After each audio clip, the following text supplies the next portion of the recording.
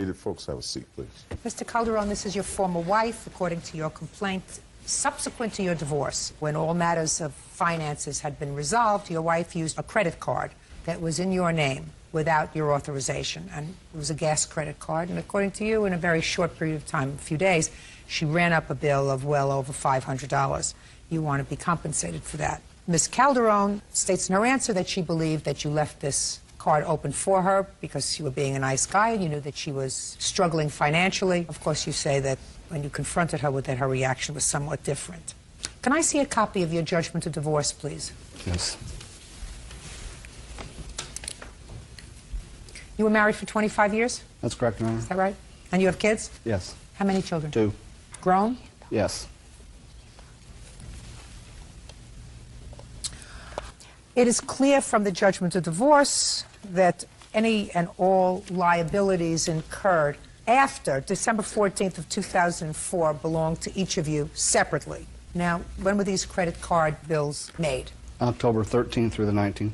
Of 2005? Of 2005. I have a Can I see them, please?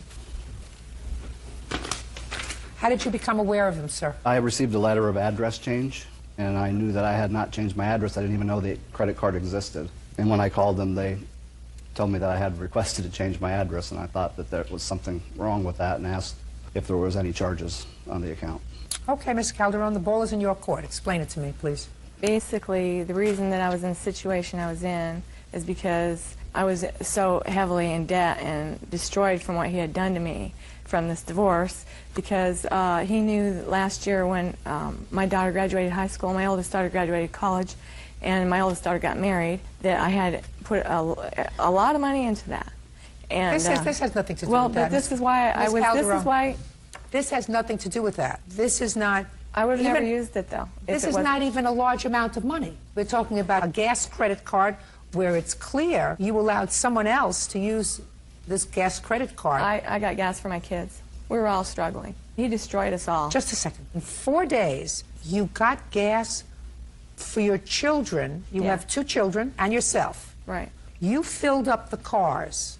1, 2, 3, 4, 5, 6, 7. I don't know what's $98.20. That's not a car fill-up. Or $83. With a case of oil. A case of oil. 1, 2, 3, 4, 5, 6, 7, 8, 9, 10, 11, 12. 13 times. Let us assume 3 people's cars. 13 times in a 4-day period. So, Ms. Calderon, don't play with me. This is not because you needed money. Yes, it was. When you enter into an agreement, and I assume that this was your agreement, it looks as if it was boilerplate clauses, you agreed that after December of 2004, you would not make any debts for the other party. You chose not to do that. His friend told my daughter that he left the card open for me because he knew how hard of a time I was having. Oh, okay, well, that's a different story. Is that person here today? Yes. Step up, sir. Tell me your name. David Dover. Mr. Dover, did you ever tell Mr. Calderon's daughter that this credit card was left open? No, ma'am. I never knew the card existed. I never knew anything about it. Step up. You're the daughter. Yes. Your name? Angela Schubert. Angela, tell me about this alleged conversation. We were going to dinner for my birthday, and I was sitting in front, and we had just found out I was pregnant that day. It was August 18th. We picked up my dad from work, and we work at, well, it was before I picked him up for work. And we were just talking about the divorce, you know. I was trying to get to know him since, you know, he lives with my dad now. And he just happened to say, well, your dad did leave a gas card open for your mom. Because we didn't know, because all the gas cards were closed. Let me ask you this question. Somebody must have been complaining about money. No. So, because the statement that you ascribed to this gentleman, well, this is what you said, well, your dad did leave a gas card open for your mom. We were talking is always a response to something said to him. We were talking about how hard it was for everyone in the divorce, how it happened. We were talking about how hard it was. And he said, well, you know, your dad left a gas card open for your mom, and, you know, to help her out a little bit. And you went back and told her, shh. I didn't tell her right away. You didn't tell her right away. When did you tell her? Maybe a week, week and a half, 2 weeks tops. Okay, so a week and a half, 2 weeks tops, you tell your mother. And your mother didn't have this credit card. Yes, I do. Just a second. You didn't have it. According to you, you found it. Listen to me. You found it. When did you find it? I wasn't trying to use any of the credit cards. When did you find it? When she told me he left it open for me and we were having such a hard time. Well, did you call him and say... I can't. We don't communicate. What do you mean? You don't have the telephone? He communicates through the kids.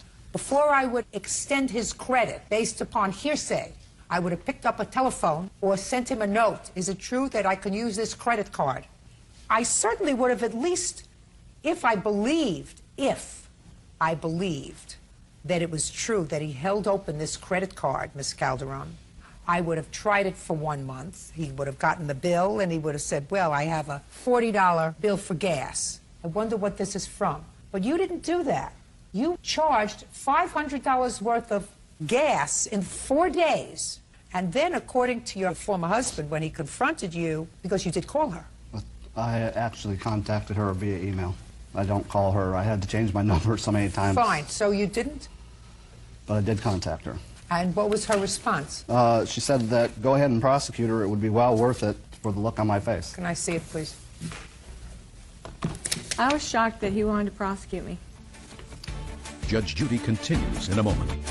Calderon says ex-wife Linda Calderon made unauthorized charges on his credit card. Well, this email acknowledges, Miss Calderon, that you used this card, but you said, I figured I'd be able to make payments just like you would. If he had a problem with what I got. But I got things to help us because I knew how he always tries to make himself appear to be generous, but his MO is not generosity.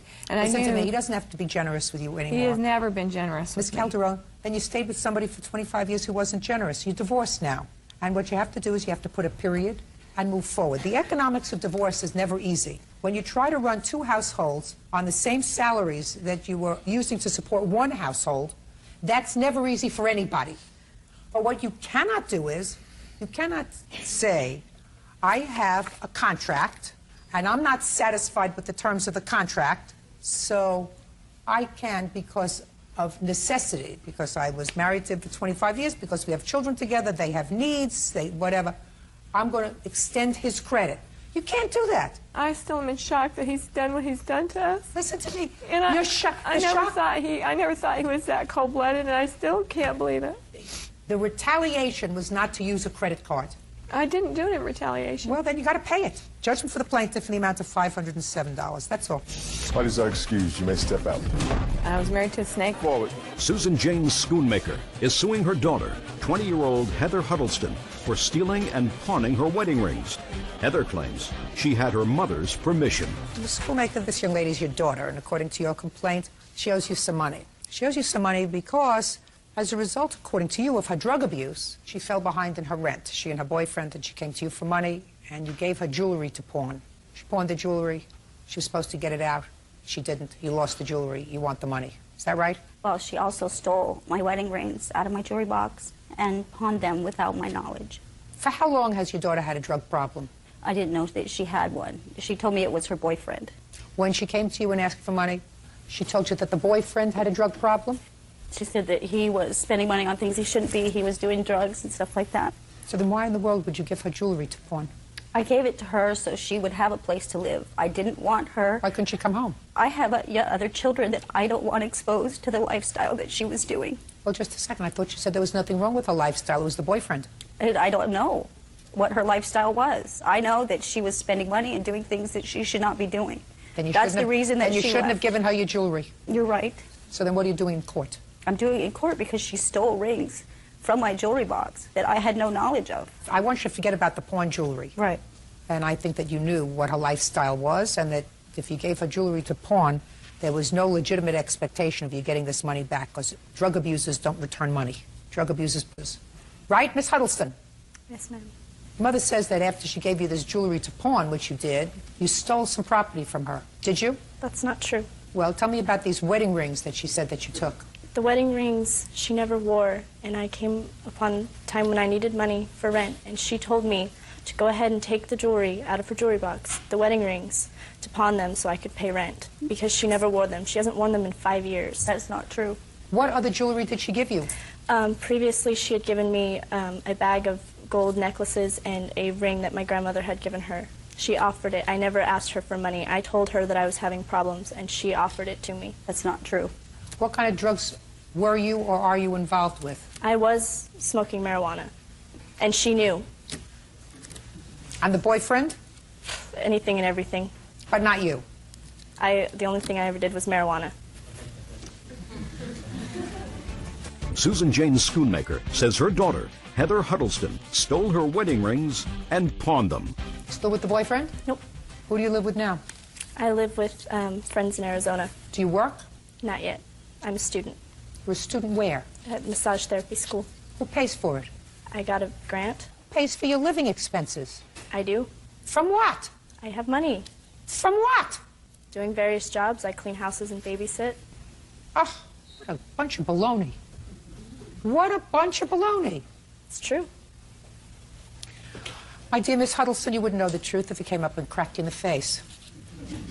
The wedding rings. When did you find out that they were missing? When I always go into my jewelry box because I keep my earrings and everything in there. I wasn't wearing the rings because one of the diamonds was loose. Don't tell me when you weren't wearing them. You weren't wearing them. I wasn't wearing them, and they were gone. I called her at school. She was going to massage therapy school at the time when this happened, and I said, my wedding rings are gone. Do you know where they are? Have you done? She goes, no, I don't know, but when I come home, I will help you find them. And she came home, and I sat her down, and I said, I'm calling the police.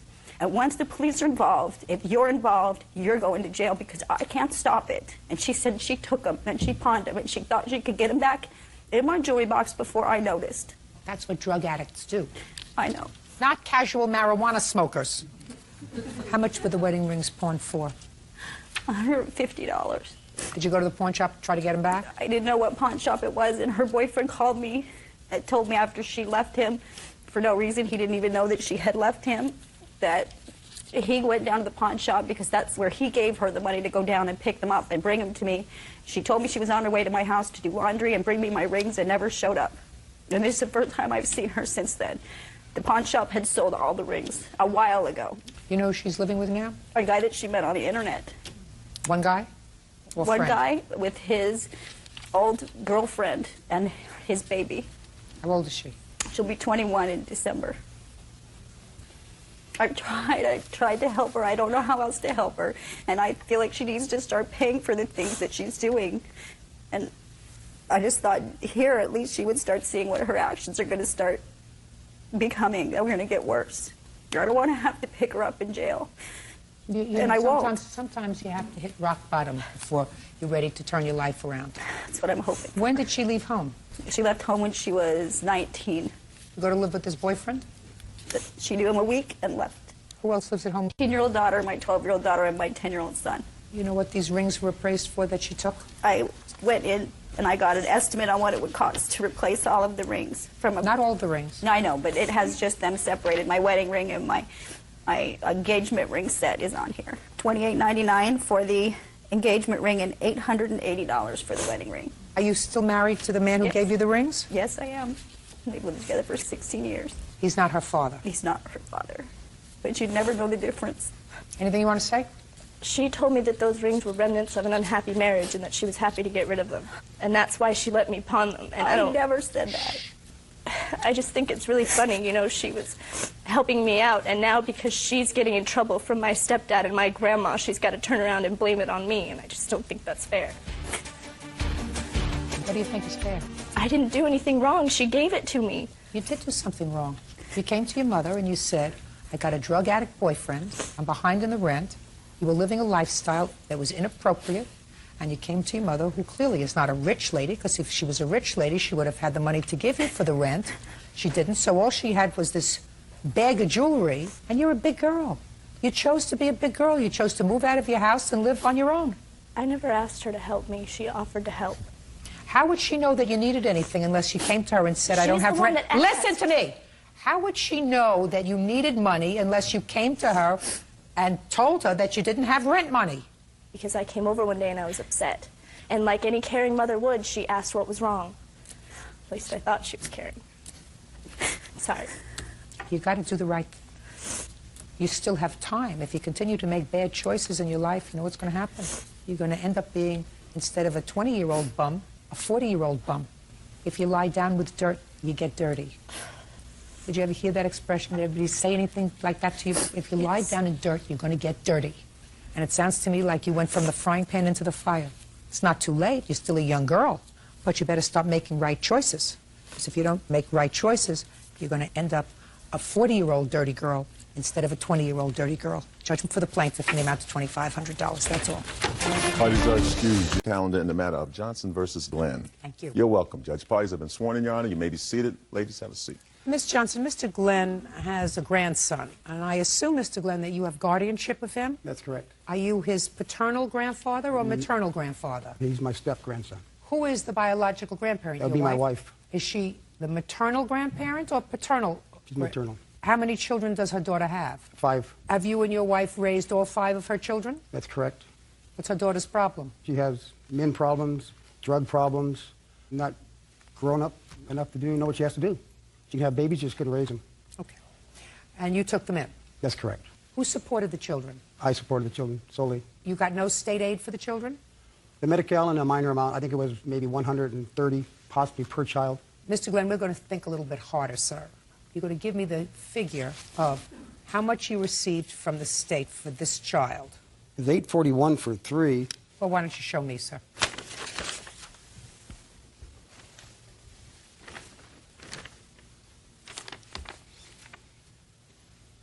It's $800 a month. As of July 1st, 2005, that would be $266 per month for each child.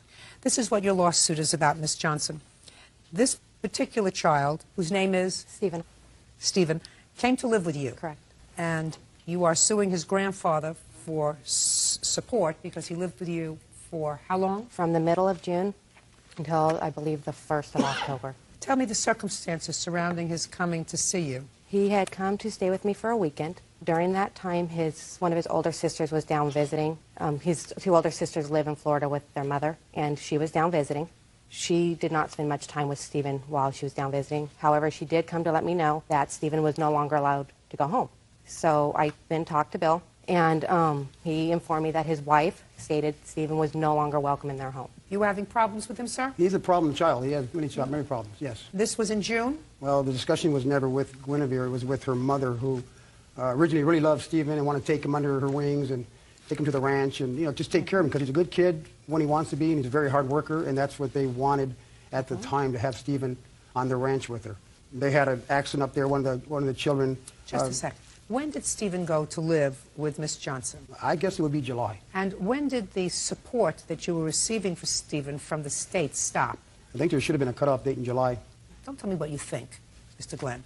I'm asking you a question. How many months after middle of June did you collect support from the state for Stephen? That's very easy for me to find out from the county Ventura. 4 months. And how much money did you give Miss Johnson to take care of Stephen? I didn't give her anything. I gave Stephen a few things, and Well, let me can't add, do John, that. but let me add something. Yeah. These people at first wouldn't take anything. Stephen Well, was a hard worker. now she Okay, wants something. I understand. She wants $5,000. That's not actually, going no, to she happen. wants I'm speaking. The taxpayers of the state of California, through their generosity, gives you $266 a month to defray your expenses for Stephen. Now, you had no expenses for Stephen. July, August, and September. That money to the people who were taking care of him. That's a no-brainer. Well, it is actually a brainer, because I've spoke with these people many times. It's not that we try to keep any money. We try to get her to go to family court with me several times to Not take care family court. She didn't want to go to family court. She didn't want to become responsible in the eyes of the state to take care of him, because she was going to give this a test run. If he was so bad, he wasn't going to... I'm speaking. If he was so bad that your wife, his grandmother, related to him by blood, said that he's not welcome in my house, it would have been stupid for her or her mother to go to family court and say, we're going to accept responsibility, we want to be his guardians. But if he's staying with them, don't tell me you wanted them to go to court. You just should have gone over there with $266 in cash every month and said, this is to help defray Stephen's expenses. She wanted me to give her adopting money. She wanted $3,000 a month. Why didn't you just turn over to her, Mr. Glenn, what you were getting and saying, I'm not going to give you $3,000 adoption money. here's the money that I get from the state. If you don't like it, Stephen can come home. She'd have got the money. It just turned out to be a big attitude thing, big problem with her to me. Well, now you touched with my attitude, Mr. Glenn, because I sort of stand in the place of the citizens of the state of California, and they didn't give you a gift of $1,000. They didn't give you a gift. You should have taken this state money and given it to them. End of discussion. Is Stephen back with you now? Yes, Your Honor. He worked for these people, and my granddaughter visited them, and my granddaughter discussed with Guinevere and Stephanie. They wouldn't take a dime because Stephen does so much for, I know, but he does so much. Mr. Glenn, then you should have taken the $266 and returned it to the citizens. Listen to me! And returned it to the citizens of the state of California. My question is, did you do that? I absolutely called him and told him there's going to be a change in custody. That's not what I asked you. No, I did not, according to your question. The answer is you did not. Did not. What'd you do with it? You spent it. Stephen got some of it. No. She got some of it, too. No. Yes, she did. No. She did. No. Your counterclaim, sir, is that she came to your place of business and she embarrassed you. Well, she did more than embarrass me at my business. I was with a couple of customers. She threw his bag on the ground. She came in the driveway real fast, and she said, "You need to take your grandson to the hospital." And I thought maybe he cut himself or, as usual, had something wrong with him. And she said, "No, the damn mental hospital. Because you guys, you've destroyed him. You made him this way. And I raised 5 kids. I didn't make any of them bad." What I want, Mr. Glenn, is just the facts, sir. Okay. That's what she said. She dropped his bag, and she said, you better take him to a hospital, a mental hospital, because you destroyed him. Yeah, and then she made a false report to Child Services, Protective Services. Just a second. Did you bring him home? Yes, I did. And what happened when you brought him back to his grandfather's store? What had happened is I'd gone to Child Protective Services first to explain to them the problems I was having with Stephen at my house, that he could no longer stay at my house because he was becoming a danger to my children. And a week before this, Bill had informed me that... He wasn't a danger to your children. Listen, I don't want you to say anything, sir. I want you to remember how this whole thing started. This whole thing started because you told her that your wife will no longer permit Stephen in the house. Your wife, his grandmother, by blood, said, this teenager, 14 years old, 14, cannot come home. I don't care what you do with him, he's not coming home. They took him in, but evidently there was a good reason why his grandmother said, he can't stay at my house. And she finally found out after 3 months what those reasons were. So she did what was appropriate. She took him to Child Protective Services because she's supposed to take him. Child Protective Services had to be informed that his guardian said he couldn't come home. What was she supposed to do with him? Kick him out in the street? They already knew that. Just a second. She cannot put him out in the street because she has children. If she did that herself, Child Protective Services, what are you taking, a 14-year-old? You put him out in the street, we're going to come and take your children. What kind of a person are you? So she went to Child Protective Services, and she said, this is his behavior. Go ahead. So I went to Child Protective Services. A couple weeks before that, I tried talking to a school counselor because this child needed a lot of help. When I went to Child Protective Services, they told me I had 2 options. I could take him if he was willing to go. They informed me that they felt by what I was telling them that he should go into a hospital and be evaluated because he was suicidal. But he didn't want to go. He did not want to go. And you have no authority to put him there, not his guardian. Correct. So you have to take him home. That was the only other option I had. Right. Now, did you call Child Protective Services at any time other than taking Stephen there that time? Did you call and complain about any behavior relative to his grandmother and grandfather? No, I did not. You have any information, Mr. Glenn, that Ms. Johnson made any other false reports against you? Well, she told Child Services that we allowed Stephen to lay around in his own filth. Never do, never have, never would. I mean, it's like there was social service walked in the house. There was nothing wrong with our house. All I know is, sir, that Ms. Johnson took on a responsibility that she probably shouldn't have taken on since she has children. Because if the blood relatives of a child, Ms. Johnson, say that they can't take care of him, there's a reason. There's usually a reason. Well, she took him on because she needed free labor. Mr. Glenn, stop being stupid. All right, well. Stop being stupid. It would be as ridiculous to make that assumption about this lady who took him in for 3 months and who went to school, went to his guidance counselor, tried to get him involved in other things. And for me to say to you that you took care of your 5 grandchildren to get the state aid that you got for the 5 grandchildren since 1997. Wouldn't that be stupid? Yes, it would be. Oh, of course. That's not why you did it. I'm sure you took in your grandchildren because they needed a home. And because their grandmother felt as if she wanted to provide them a home because the child that she reared, that she raised, turned out to be an inappropriate parent. That's correct. Right. You have to return the $1,000 that you owe Miss Johnson that the state gave you. You have no right to keep it, Mr. Glenn, and your counterclaim is dismissed. That's all. Please excuse, you may step out. He was Borchers versus Grote. Step forward, please. Brian Borchers is suing his former friend, Darla Grote, for her share of a hotel room in Cabo San Lucas.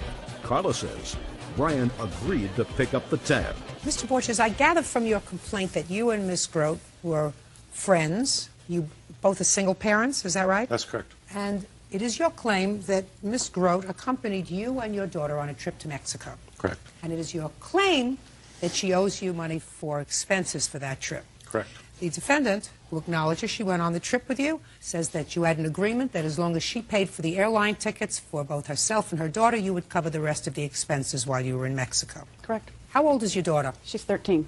And Mr. Borges, you have? A 13-year-old daughter. And these 13-year-olds go to school together? Are they friends? Correct. Is that how you know each other? Correct. I understand that you were out for dinner with Miss Grote at a time when you were discussing this trip. Yes, we... So my first question is, was this the first time you and the defendant had been out to dinner together? Yes.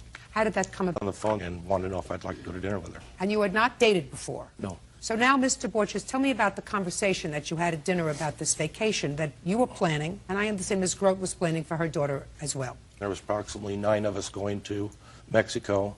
Who was going? Me, my witness, Will, Perry and his kids, my daughter. So it was single dads? Yes. Okay, so tell me about the conversation you had with Ms. Grote. Well, the conversation got brought up that we were going to Mexico and she and her daughter were going to Seattle and they would like to go, and I explained to her where we were going to stay, what the costs were. She said she couldn't afford it if she went by herself, so she was going to have a friend of hers come along with her so she could afford the hotel room. Is that this person? No.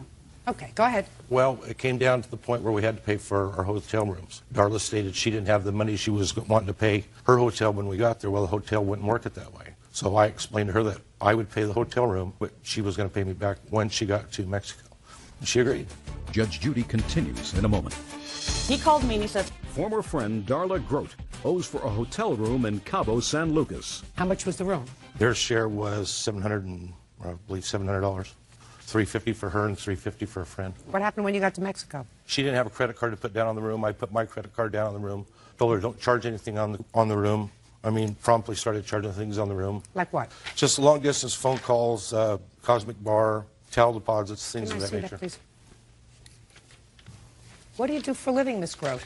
I'm a regional trainer. And you don't have a credit card? I have a credit card, but not that high of a limit on it. What's the limit on your credit card? It's only at 1,000, and it was full. What happened next, Mr. Borges? So I went up to the hotel desk, told them that they needed to shut my credit card off, and at this point I knew she didn't have any money, so I told them that I wasn't going to be responsible for paying the bill. What made you think she didn't have any money? Well, it all started at the airport when the taxi came. They didn't have any money. You know, it was just borrowing money. She borrowed money from Will the entire trip. Who paid for the cab? I'm sorry. She got mad the first night because she had to pay for her own dinner. Next day I just said, you know what, I'm not going to deal with it because she's upset because where we went to dinner she said it was too expensive. It got into a big argument at the pool that afternoon. I was talking to somebody at the pool. She got upset. Her friend got upset. She thought I asked somebody else out for dinner that evening, which I hadn't. Was there any discussion with Ms. Grote that the two of you were going on that trip as a couple? Oh, we discussed that was not the case because... That was? Not the case. When did you discuss that? The first evening at Well, the tell me restaurant. about that discussion. I told her if she was going to go on the vacation, it was a single dad's deal, that she had to understand that this wasn't going to be a romantic trip. Okay, now I'll hear you. We did go to dinner the first night and discussed the trip. I had actually told him I was going to Seattle with my daughter over the 4th of July. We did not talk about money or anything that night. About a week or two after that dinner, we had kept talking about going to Cabo. You mean you were talking on the telephone? Talking on the telephone. But you only went out for dinner once. One time. So we had talked about it, and I says, well, what are we talking as? And he came back with a price, I think it was $1,800 or $1,900. And I told him, I made it very clear to him that I could not afford to go on that trip. So why did you go? Well, my question. I could go if I paid the airline because he offered to take care of the hotel. Why would you do that, Ms. Grote? I'm sorry, do what? Go on the vacation? Absolutely. I don't know. It was a mistake. It was a big mistake. Why in the world would you expect somebody who you were not involved with? We were involved. No, you were not involved with. You went out for dinner. According to what I'm hearing, you went out for dinner one time on your invitation. And maybe you were hoping for more of a romantic relationship. But as far as I'm hearing, this was not a committed relationship. So why in the world would you expect someone else to pay your freight? Why would you permit somebody else to pay your freight? By that point, my daughter had found out about the trip. The daughters were talking about it, and I told him, I made it very clear that I could not afford the hotel. Then you should not have gone. Well, maybe not. Then you should not have gone, and you certainly shouldn't have gone and invited somebody else to go with you. You see, that's how I know. No. That's how I know that what you're telling me is not true. Because if you were going with some sort of an expectation that this was going to be a romantic getaway for the two of you, you wouldn't have invited a girlfriend. Can I finish telling you what the reason the girlfriend went is because he had called me and asked me if I had any single girlfriends I could bring. That is not for true. his friend. That is not true. He called me and he says, okay, I've taken care of the room. Can the girls, all the girls, stay in with you? And I said, well, that would be like 6 of us in one room. He goes, that way, my room is open for us. That is completely true. wrong. That is Your true. Honor, Just a second. Wait a second. Shh, just a second. So, what did you say? I said no. Well, not only did you say no, but you should have said goodbye, if that wasn't your intention, Miss Crow. What I'm saying is, if you have any misgivings about going away on a trip with somebody whose intentions you're not sure of, you don't go. And you certainly don't go and expect for somebody else to pay for you and pay the freight. You stay home, go to Seattle. Judgment for the plaintiff in the amount of $500. That's all. Parties are excused. You may... Rivera, the defendant is your cousin, is that right? Cousins, Your Honor. Correct. Your fathers were brothers? Yes. Did you grow up together? Yes, we did, Your Honor. You're friends forever? We actually lived together for about 6 years. All 3 of us. This is the relationship as I understand it. Tell me your first name. My name is Joppa. And you, sir? Miles Rivera. Joppa, Yes. you and I assume this young lady, since she's the only person here, used to be a couple. Yeah, you can call it that. You used to be a couple Yes, Your Honor. because you have a child together. Yes, Your Honor. A little girl. Yes. And you were together for a period of time. How many years? Oh, for about 6, 7 years. How old is your daughter? My daughter's 5. And now this young lady is a couple with Miles. Yes, Right? Your Honor. That causes some problems. And what Miles says is that one day when you were coming to either pick up or return your daughter for a visit, you got into some sort of an altercation and vandalized his car. And you say that didn't happen. No, Your Honor. You touch his car. That's a total lie.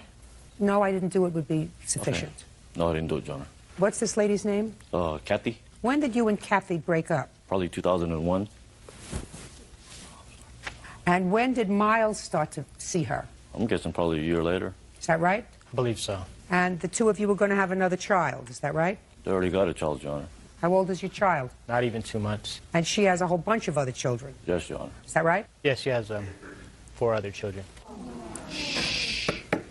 Now, on what date did this vandalism take place, Miles? Sorry? What date did this This was April 20th this year. Tell me about it. I was outside just messing with my car when Joppa pulled up to get his daughter. No, I hadn't seen him for about a year before that. So I was just like, hey, what's up? And then he could... Why hadn't you seen him for a year? You were close. We stopped speaking because of that. You mean because of Kathy? Yeah.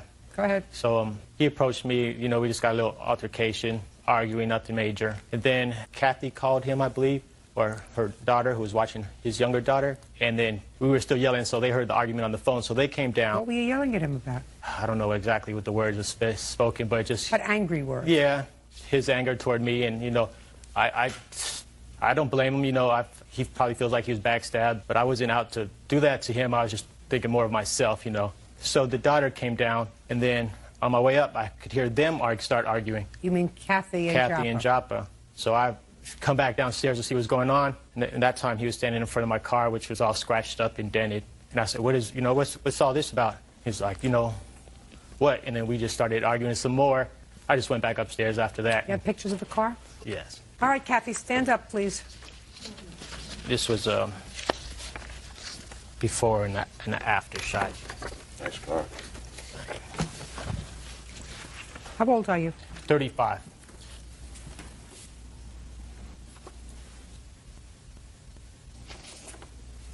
Well, it looks like somebody keyed the car. Correct. Okay, Kathy, tell me what you saw. Choppa just started hitting the car. You started kicking the car? Kicking, hitting, scratching. Well, I don't see any kicking the car. I don't see any dents. I do see scratches. Tell me how he made the scratches on the car. With a key. Did you see him do that? Mm-hmm. What did you say to him? I asked him what he was doing. And what did he say to you? He didn't say anything. He threw up gang signs. What is that? Signs. Show I'm sorry, Your Honor. me what that looks like. I don't know. It's like something with his hand. You know what that looks like? I have no idea what you're You have talking no about, idea. Your Honor. What were you arguing about with Joppa? I told him to leave. I wasn't arguing with him. I told him to leave. And what did he say? He used a couple of choice words, and then he pretended he was going to leave, and I told him that my daughter wasn't buckled up in the car yet. Then he got back out of the car and started scratching the car. So he was annoyed at the direction that you gave him to buckle her up. And he's already annoyed. Well, he got more annoyed because you gave him another direction. Joppa, Yes, Your Honor. I'm listening. First of all, I never touched the car. Never scratched it, never kicked it, didn't touch it at all. What were you arguing about? With who? With... Either one of them. Well, me and Miles, each time we see each other, we argue. What were you arguing about? That he has a daughter with my baby's mama. So now my daughter has a brother, and... And they're also cousins. Yeah. But now that... Yeah, and the father of my daughter's brother is her uncle. Yeah. By marriage. Yeah, probably by marriage or whatever you want. Listen to 20, me. 25 years. Hey, listen to me. Yes, Your Honor. Don't talk to her. Okay, I'm sorry. Don't talk to her. Okay. Joppa, Yes. it is what it is. Yes, Your Honor. I understand it. Listen, it's not going to change. Oh, it's not. So your cousin says, I understand why he's angry. Okay. In affairs of the heart, sometimes you can't control yourself. Okay. I know. You understand that, sir? How many children do you have? I got one, Your Honor. How many children do you have? I have 2. And you? 5. 5. I got 5, Your Honor, 4 different men. See how life changes? Yeah, I know. Joppa. Wow. Joppa, how many children did she have when you had a child with her? 3. With 3 different men? No, with 2 different men. With at the 2 time. different men? Yeah. So you knew there might be a problem, right? No, I didn't. At the time, no, I didn't. Well, but you should have. But I didn't. But you should have. Because I loved her kids and her kids loved me. So Just a second. it was fine. Love, love. Yes. I just said to you, affairs of the heart. Uh-huh. You can't control them. You can't. Neither could he. Joppa, What? do you understand? Yes, I Neither understand, could Donna. he. Do you have a job? Yes. What do you do? I'm at He doesn't. Now sit down. convention services. Now sit down. What kind of work do you do? Hyatt Regency. What do you do? Convention services. He works. He's a nice-looking man. There are lots of women out there who would like to have a nice, respectable guy who works most of the time. He could have picked somebody a lot less complicated than Kathy. Joppa, I'm Yes. trying to make you feel better. I understand. He I- could have I made. feel good, He John. I could have feel picked good. somebody a lot less complicated than somebody with 5 kids, a lot of different fathers floating around Father's Day. Could have made his life very, very simple. But he didn't, because he fell for her. understand You that. can't control that. I know that you're hurt because he's your cousin. No, I'm not hurt no more. Yes, Your yes, Honor. you were. A You word. Yes, word. Yes, you were hurt They're made for because each you other, said. Your Honor. They ain't got no morals. Judge Judy continues in a moment. There wasn't family members. Get over. His cousin, Joppa Rivera, keyed his classic car during an argument. Joppa says Miles is romantically involved with the mother of his child. He was your friend before. Yeah, he was more than a friend. He was my cousin. He was family. Listen, he was your friend before. Yes, before. And what I'm saying to you is you're not putting on your listening ears. Okay. Because he fell in love with her doesn't make him amoral. He wasn't amoral when he was your friend before and your cousin. So the only thing that, according to you, made him amoral is the fact that he got together with the mother of your baby. Yes. Well, you know, she had 3 other guys before you. You think that they should say that you're amoral because Yeah, you but- got together with her? but- Listen. It is There what it wasn't is. family members. Get over. Okay, it's Family over, Your doesn't Honor. make It's any over. difference. I know, I understand it. It's over. It's over. You Okay. shouldn't have keyed his car. How much I is it never gonna keyed his cost car, you? Your Honor. Fix it. I never keyed his car, Your Honor. The only witness that's supposedly see me keyed his car is her. And her daughter and this- daughter's boyfriend. I think this should just apply, Your Honor, to get back the money that she's giving me, because she's paying me child support. Just like all the other kids, she pays child support too. And it's just applied to get money back. No, just a second. On the car. What The car? car is a silent witness. Unless you are... The car had cameras? I didn't do it. I didn't do it. And I stand good. by it. Can I show you the copy of the police report, Your Honor? Yes, get the police. I got a copy of that too. Where it clearly Listen to me. states here Listen that... to me. Give me the police report and give me the estimate and give me the year of the car, which is what? 1972. Can I say something, Your Honor? Yes. While you read that police report? Yes. This police report, every statement in here by Kathy Aragon is false. She said I came to pick up my daughter from her for my visit. I don't need a visit, Your Honor. I have full custody of my daughter. My daughter lives with me. That's it. Okay. Second of all, I did not drop my daughter off to her. I dropped off my daughter to her daughter. She was about 19, 20 at that time. I came and picked up my daughter, and they was there. And that police report says that I dropped off my daughter to her, and I was supposed to pick my daughter up from her for visits. I don't need a visit. She needs to visit her daughter. For me. Got it. Okay, I'm sorry. Got it. Just excited. Other than your daughter, Kayla? Yes. Who else lives with you, sir? Actually, I'm staying at my parents' house right now with my daughter. Your parents help you take care of her? Yes. When you work? Yes, when I work, yes. Do you work? Yes, I do. What kind of work do you do? I'm at telecom. Right now I'm doing I got a contract for Oakland Unified School District to rewire the whole schools. Yes, I do have a job. I'm happy for you. Good.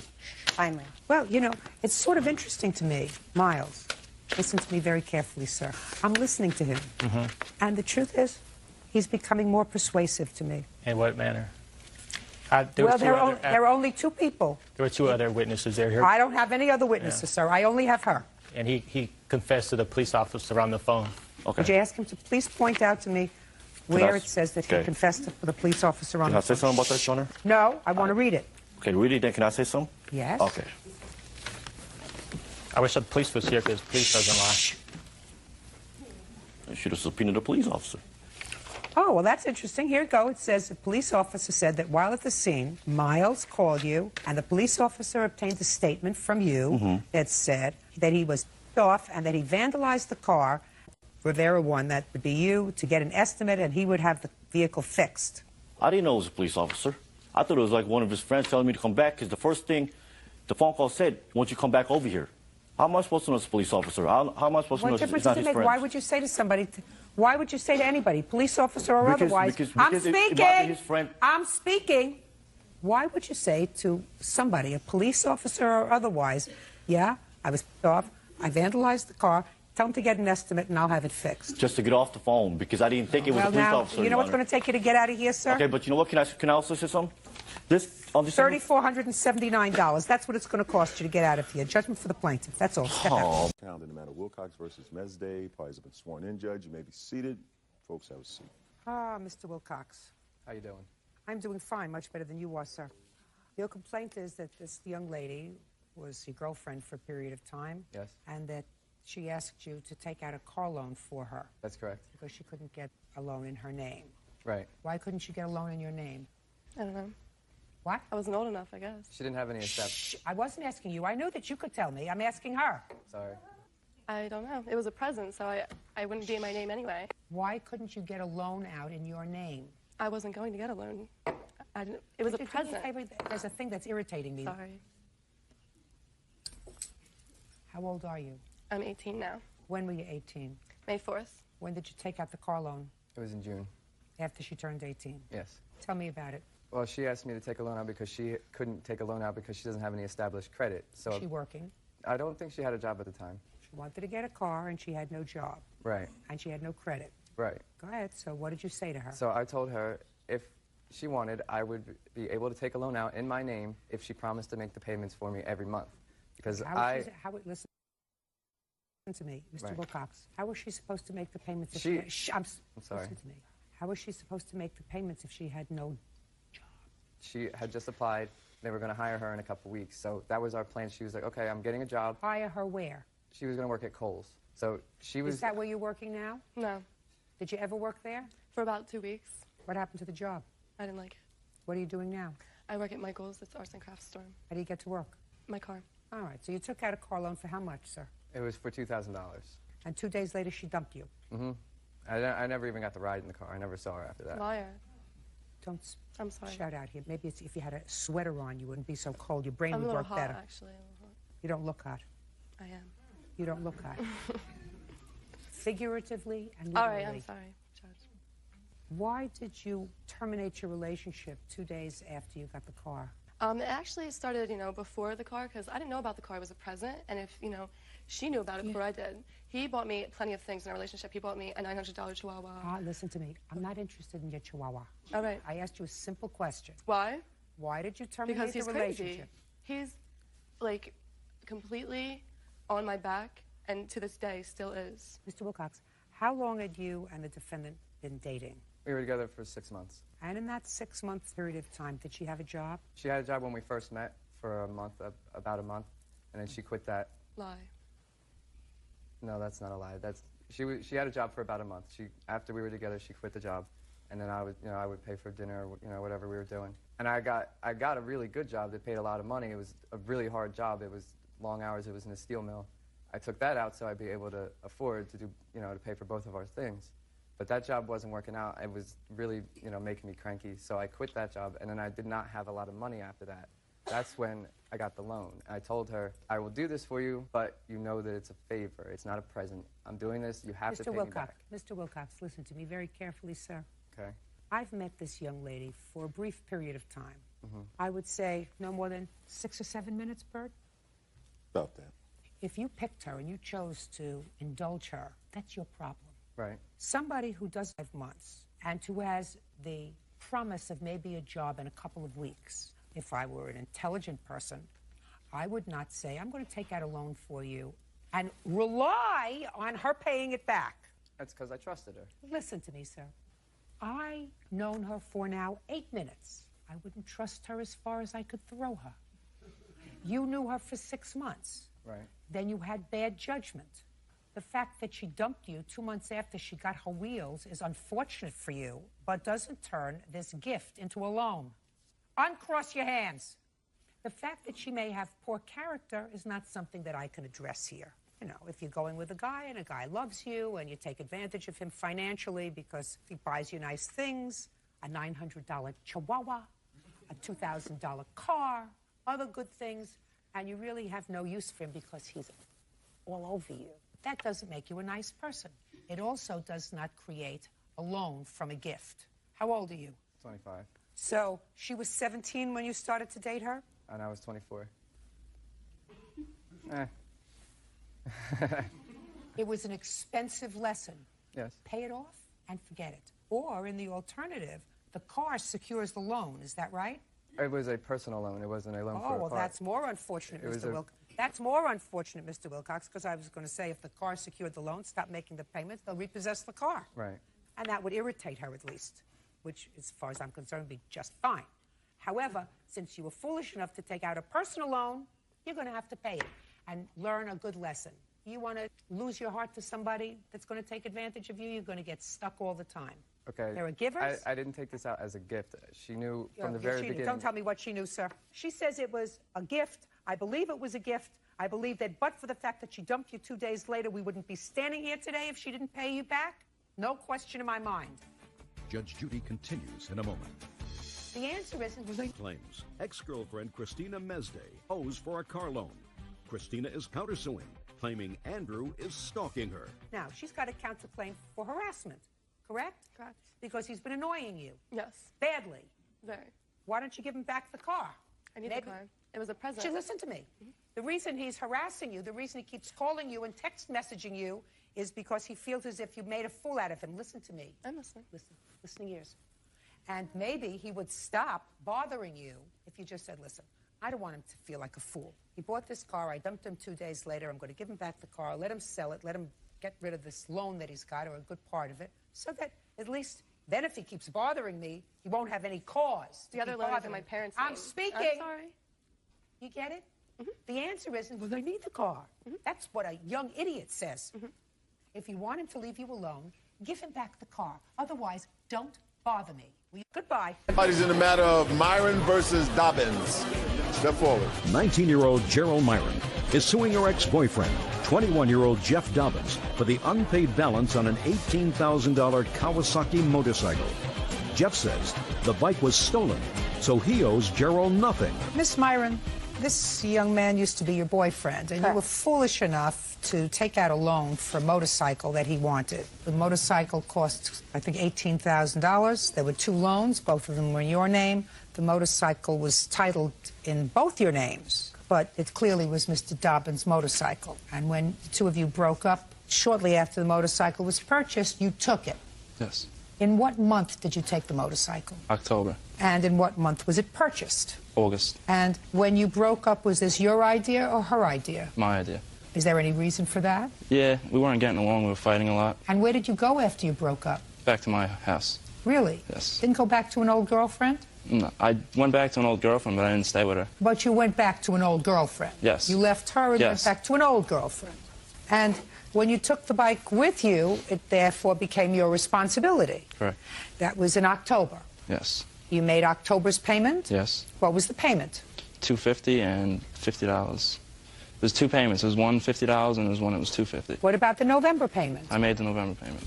Did you make December's payment? Yes. You have proof of all those payments, No, I I assume. don't. You don't? It was cash. You made cash payments to whom? To Gerald. Now, you claim that sometime in December the bike was stolen. Yes, ma'am. And you stopped making payments. Yes. And your defense to her coming back to you and saying, I need my money because I have the loans, is that she should have had better insurance because the insurance did not cover the entire cost of the loans. Yes. Why didn't you have insurance? I had insurance. It was liability. The guy at the bike place was telling us that we had collision, theft, full coverage. And you believed him. Yes. And it turned out not to be true. No, we both believed him. I don't care what she believed. It was your bike. Right? Yes. Whose responsibility is it? Mine. Let me see a police.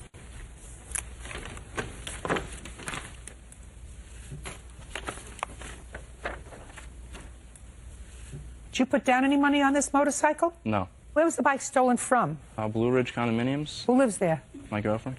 I thought you don't stay there. I thought you stay home. I didn't stay there. I was over there visiting. When was it stolen? At what time? Stolen around 4, in between 3 and 8 o'clock 3 and 8 o'clock in the what? in the afternoon And where did you park it? in the parking lot. Had you parked it there before? Yes, plenty of times. Well, so Mr. Dobbins, what do you think that Miss Myron should do about this now outstanding balance? Because the loans are in her name. I don't know. I don't have the bike in my possession anymore. I feel that I shouldn't be financially responsible for it. And you think well, somebody's got to be financially responsible for it. I don't want that responsibility. Bird, he just got finished paying for college for one of his kids. He doesn't want that responsibility. So it would have to be between the two of you, right? Yes. You don't think my camera people should be responsible for that? No. So it would have to be between the two of you. Yes. What do you do for a living? Construction. How long have you been in construction? Since I was 14. So you've been supporting yourself for a long time. Yes. Is this the first vehicle that you've owned? No. Have you financed other vehicles? No. Well, here we have this rather offensive situation where 6 weeks before you went back to your old girlfriend, she obligated herself to pay $18,000 for a motorcycle for you with your promise that you were going to make the payments. Yes. You did promise you would make the payments, Yes, I didn't did. you? Well, you stopped making the payments. Because I no longer have the bike. You stopped making payments before the bike was stolen.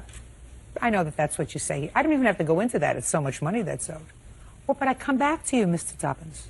There are only two people that I have to decide on with regard to who is going to assume the responsibility of this outstanding debt, you or her. Now, you made a promise to pay for the bike. Yes, I did. You didn't say, I'll pay for the bike as long as I could ride it. Maybe you should have taken better care of it. Maybe you should have locked it up better. It was locked up. Maybe you should have been more cautious with it. She says you stopped making the payments on the bike when you left. That's what she says. I made the payments. Did she give you a receipt? No, no receipts.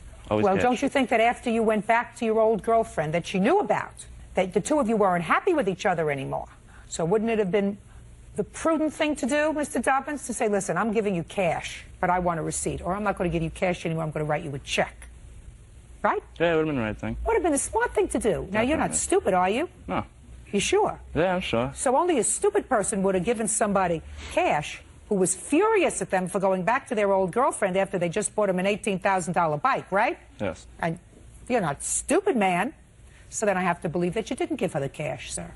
So you didn't give her the cash before the bike got stolen. I did, but you don't believe that I did. I don't. Because you know why, Mr. Dunn? Because it doesn't make sense. It doesn't make sense that somebody who is a reasonably intelligent person who just went over with a 1-2 punch his girlfriend by going back to his old girlfriend would go over to her and hand her $250 plus $50, $300 in cash for 2 months and say, here, dear, here's the money. And excuse me, I have to go back now. You don't have to bother giving me your receipt. I trust you. Doesn't make sense. Well, I want. And if it doesn't make sense, it's not true. Why didn't you take out enough insurance on the bike in order to protect it from theft? Well, they told us it was covered fully. No. There was extra insurance taken out for $5,000. Why didn't you take the entire $18,000? I didn't know I could. Know that, sir. Would make sure that if you have a debt and the debt was in your name, that if something happened to a bike, you would be totally covered. Yeah, she should have looked at it too. It was under her name mostly. It was your bike. It was, but it was under You her had name. possession of the bike, right? Yeah, I had possession of If it. you took it to a bad neighborhood where cars and bikes got stolen frequently, she had no control over that. You did. You're not a dishonest man, are you? I'm dishonest at all. And you're not a stupid man. right? I don't think so. You do, though. And you're not Karnak, so you don't know what's in my mind. The fact that you guessed right is just a good guess. Judgment for the plaintiff in the amount of $5,000. Out. Parties are excused. You may step out. I'm not sure what's going on with him and his ex-girlfriend, and that's his life, not mine anymore. I'm the one. Gutowski versus Gately Creason. Step forward. Mary Gutowski is suing Sherry Gately and Lynn Creason for damage to her car accidentally caused by their children. Sherry and Lynn claim Mary's car was parked illegally. All right. No. Why don't you sit down and you two stand up? Thank you, Bert. Ms. Gutowski, it is your claim that these two young people were sort of messing around. One of them fell into your car. I think it was the young man causing a dent. Yes, ma'am. You want their parents to be responsible because your car was damaged. They don't think their kids are responsible for denting your car, but we're going to find out. Aren't we? Yes, ma'am. Yes, ma'am. When was Ms. Gutowski's car dented? 19th. Of what? September. Look, you smart kids. September 19th, 2005, outside the school. Yes, ma'am. What school? Whitthorne Middle School. Are you friends? Yes, ma'am. How long have you been friends? Just the school year. What time was Mrs. Gutowski's car dented? School gets out about 2:45, so around 2:45. What's your first name? Bradley. Bradley. How did her car get dented? What was used to dent her car? We were playing around, and I was running backwards and tripped off the concrete pavement, and I was backwards, and I hit my head below the windshield. So it got dented with your head? Yes, ma'am. Mary Gutowski says 12-year-old Bradley Gately and 13-year-old Sarah Creason had her car while goofing around after school. Now, Bradley, what you said to me was very interesting at first. You said to me, Bradley, that you were playing around. No. Who were you playing around with? Sarah. How were you playing around? We were poking each other. Show me how you were doing that. Did she poke you a little harder at some point? Yes, ma'am. Is that how you tripped? No, I was running backwards. That's it. You were running backwards so that she couldn't poke you? Yes, ma'am. Oh, I got it. So you were sort of running away from her. Yes, ma'am. Now, your parents say that it's not your fault because Miss Gutowski's car was parked in a no parking zone. Yes, ma'am. That's your defense, among other things. First, that they weren't fooling around. Second, that the damage wasn't as extensive as she claims. But most importantly, that the reason that her car was dented is because she was in a no parking zone. Who came up with that defense? Raise your paw. The claim on the report... Stand up when you're talking.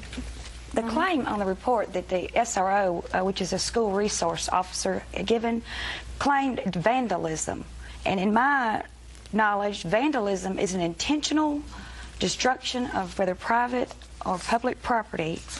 And what's your last name? Gately. Miss Gately, I want to know who came up with the defense that the reason her car got damaged was because she was parked in a no parking zone. The reason I felt that it wasn't their responsibility, the cars normally are not parked in that area, and the children, he was running backwards, and he didn't expect for a car to be there because there are not supposed to be cars there. So he wasn't being cautious. Listen to me. Do you know that if the car wasn't there, he could have gotten seriously injured? Because Well, he would. could have I'm speaking. busted Listen to me. behind. Listen to me. I'm speaking. Because instead of hitting a car, which broke his fall, he would have gone directly to the pavement. It's still illegal for her to be parked there, and I just... Your Honor, I have some pictures. I have pictures also. I'm not interested in pictures.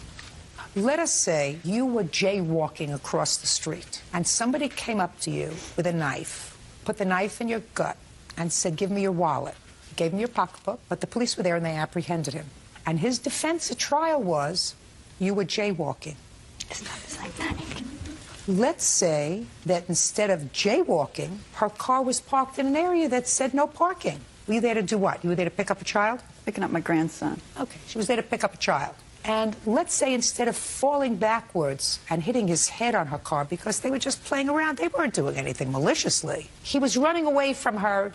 He fell over her car and scratched her whole car with the buttons on his jacket. Your defense would be the same, that her car should not have been parked there. It was illegally parked, and but for the fact that it was illegally parked, her car would not have been damaged.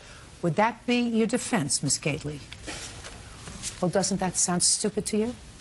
Yes, of course it does. And what parents are supposed to do is to teach their children to act responsibly.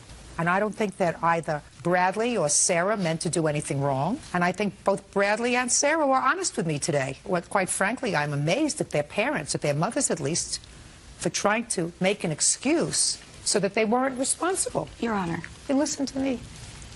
They accept responsibility. They said they were fooling around. Who in their answer said they weren't fooling around? Which one of you? But we're also, Your Honor, may I speak? We're also trying to find out how his head that she described in the SRO Call officer. CSI. Call CSI. She's going to show me a picture of the dent. Bradley says that he hit the car, and he told me exactly where he hit it. He says if he knew where that was, because it all happened very quickly for him, but he hit his head on the car. I'll take a look at the pictures. And if you want a forensic examination of the car, get the crime scene investigation, let them go over there and examine it. Meanwhile, I'm telling you, two parents should accept responsibility that the kids were just horsing around. They didn't mean any harm, but her car got damaged. Somebody has to be responsible. You say she's responsible because her car was parked where it shouldn't have been parked, where she was waiting for her grandson. That's ridiculous. Now, you hit the back of her car? No. Okay. Is the dent you're talking about right below the window? Yes, ma'am. Yeah. Okay. Would you please, Bert, show this photograph to the two parents? What year vehicle do you have, Ms. Katowski? It's a 93 Pontiac, Montana. They can take the dent out of the back for about $400. I've gotten it fixed. Cost you $416? Is that what it cost? Mm-hmm. But she also didn't return our calls when we tried to work it out with her. That's not so. I called them.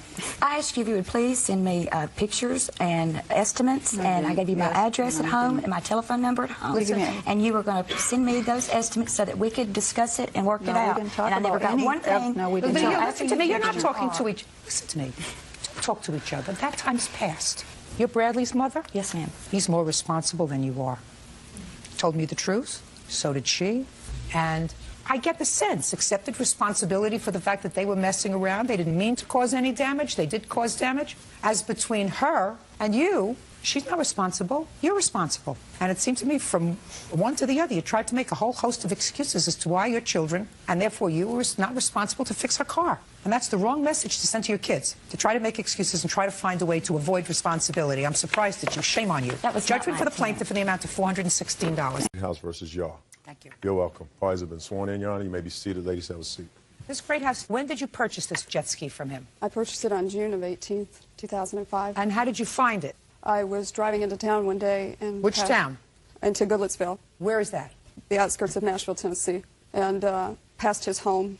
And the jet ski was sitting out front with a large sign on his fence. There was a phone number listed on the for sale sign. I called the number, and Mr. Yaw, of course, answered, and we had a brief conversation about it, at which time he said he was already at the lake that day. If I wanted to take it out for a test run, hook it up to the car, bring it out to the lake, which I did. He told you to hook it up? Yes, ma'am. Is that right? Yes. I guess everybody in Goodlettsville. Yes, ma'am. They're pretty honest. You weren't worried about somebody stealing it.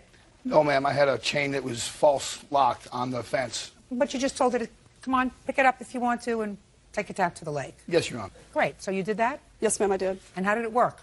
Ran fine, ran great. Great. You negotiated a price with him? Yes, ma'am, I did. What was the price? $3,000. She paid you the $3,000?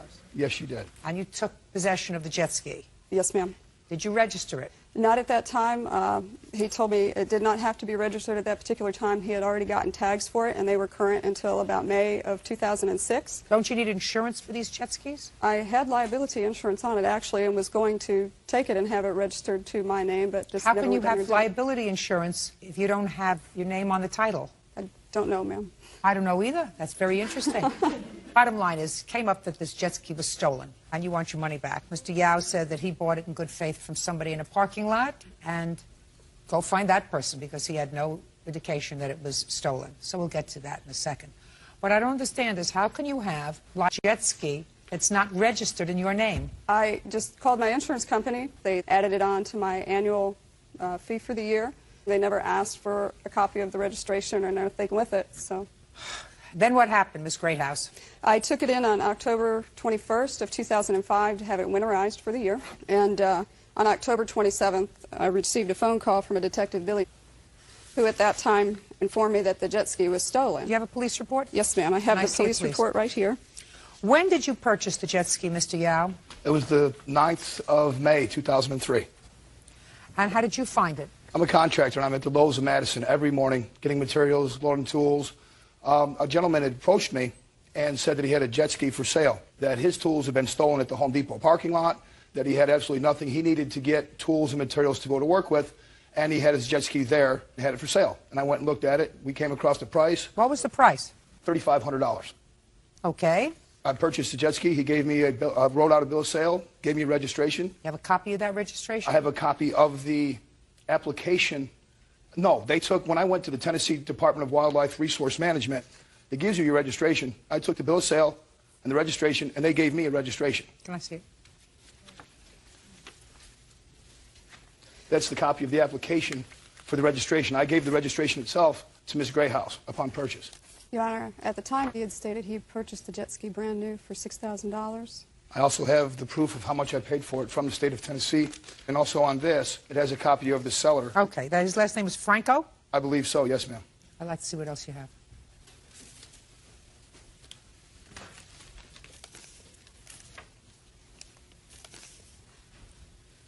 Is 402 a street in your town? I do not know.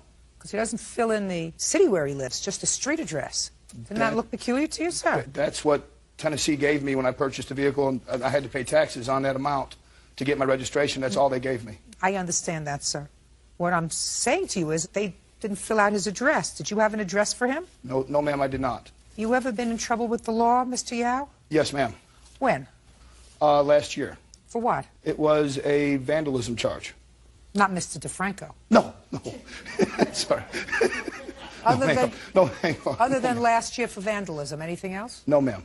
Okay, I'm back with you, Ms. Greathouse. At the time after October 27th, I had begun speaking off and on with Detective who had advised me not to make any kind of contact with Michael because he wanted to try to make a case against somebody or something. He was in the business to arrest people. And if there was going to be any attempt to collect the money, he would do so at that time. So I have a copy of his case summary that he has signed. Let me see what you have, please.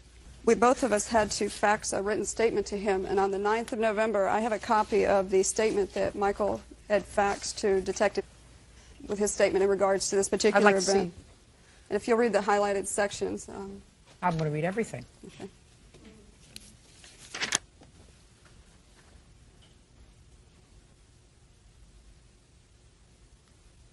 I read it. It just simply states that he has acknowledged the fact that I purchased the jet ski from him for $3,000, and he was going to make an attempt to make that right with me. Well, how do you expect him to do that? You used the jet ski from when to when? From June till October. And you used the jet ski in good... You think... He has a very reputable company in town. I had no reason to doubt anything that he had told me at that time. I have no reason to doubt anything that he had told you either. I think that he was taken just like you were. That's a possibility. Oh, there's no question about it. I mean, I read the police report, and the actual police report, which you don't have underlined, says at the top that I'm speaking, says that according to their investigation, this jet ski was stolen from a truck delivery as new from Polaris in Memphis in November of 2001. Judge Judy continues in a moment. How could he have it for 2 to 3 years? Sold a stolen jet ski by Michael Yaw. Michael claims he is also a victim. Now, Mr. Yao did not register this for himself until May of 2003. Is that right? Yes, ma'am. We're talking about a couple of years later. Somebody had it between the time that it was stolen and the time that he took possession of it, because there's nothing that he had possession of it before this. I understand that. You understand? Yes, and he paid for it. He told me he purchased the jet ski new for $6,000. So and what? that's discrepancy. So what? I don't think that he told you that. I think that he said that it was worth $6,000. Miss Kathy was with me as well. He has to have knowledge that the jet ski was stolen, or he has to have what amounts to knowledge, which means that, let's say, he bought this jet ski from a man in the parking lot for $200, and the jet ski was worth $6,000. I would impute to him the knowledge that he's getting too good a deal, and that he should know that the jet ski was stolen. Now, had you looked at jet skis before? Not many, no. Had you looked at any jet skis before? Yes, ma'am. So you know what they were worth? Yes, ma'am. How much was this jet ski worth? Roughly around $3,500. Could it have been worth $4,000? Yeah, I guess it could. Let's say you purchased it from him the exact way that you did, and instead of in October taking it to be winterized, you decided, you know, I've had enough jet skiing. And you sell it to Bird. And he says, good deal, I'm going to give you $2,500 for it. It's worth $3,000. I'm going to give you $2,500. You say, fine, $100. You buy another jet ski. All of a sudden, you find out that the jet ski is stolen. He bought it. You bought it. You bought it. Do you think you have to give him back his money? I do believe I do, because that was my error in judgment. And Michael had agreed to pay me my money. I even spoke with him after they had considered it a closed case on the incident. He agreed to pay me $1,500 between Christmas and New Year's and another $1,500 by the end of January. I had not heard from him by the first week of January, so I called him again. And due to a problem that he had last year, he said he was not able to make payment at that time.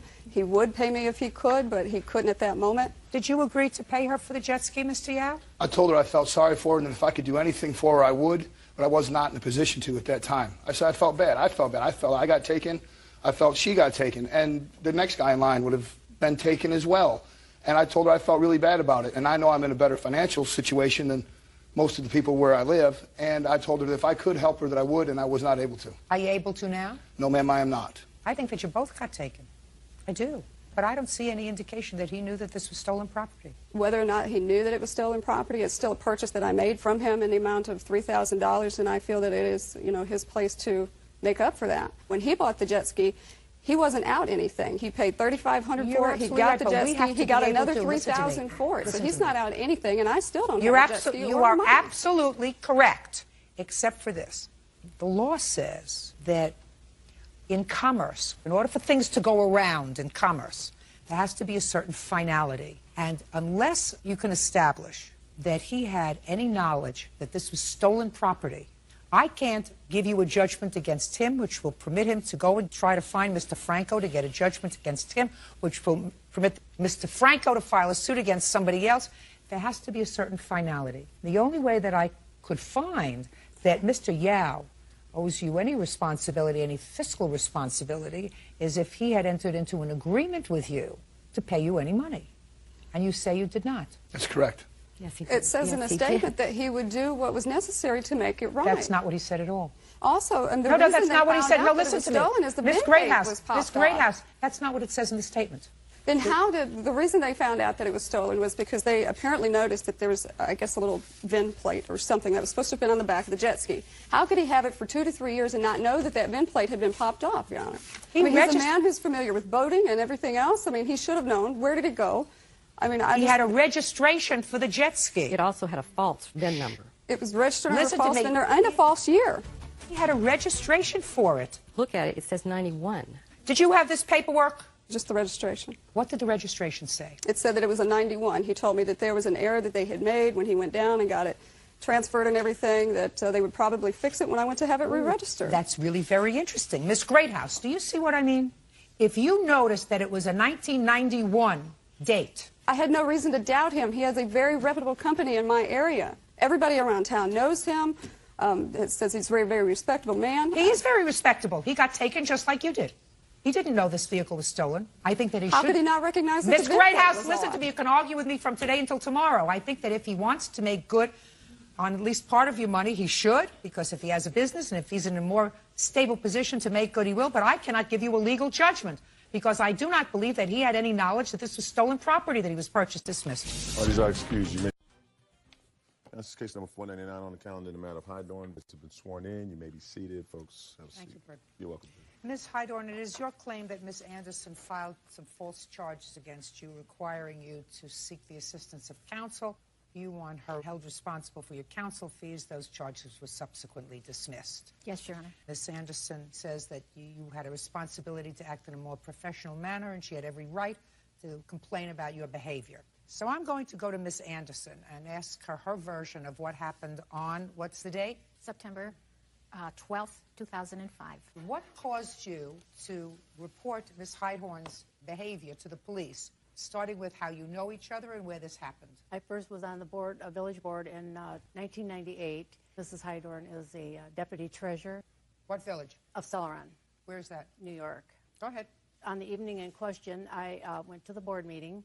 Were you still on the board? No, I left in September of '03. Okay, so you went to a town meeting. And I had my grandson with me, who was 11 years old, and I was sitting on the end in a chair. He was sitting on my lap because it was full. And I never said a word. I hadn't spoken to Mrs. Hydorn since I left the village hall. Is there any reason why you hadn't spoken to her? It was a lot of animosity against me. They were saying things about me that... What kind of things? Oh, just that I didn't do my job when I was there, and... So you stopped talking, or she stopped talking to you, or you stopped talking to her? Correct. Now, you're sitting in the audience? Yes. How large a gathering place is this? A capacity of probably no more than 50 people. And how many were there that night?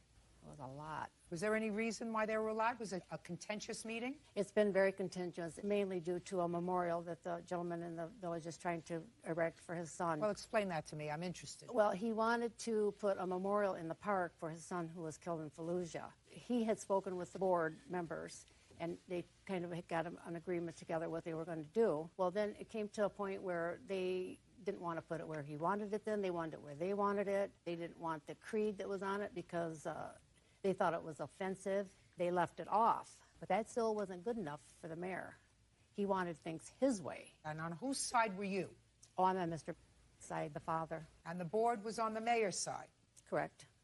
And Ms. Hydorn is on the board, so she's on the mayor's side? Definitely. Yes, ma'am.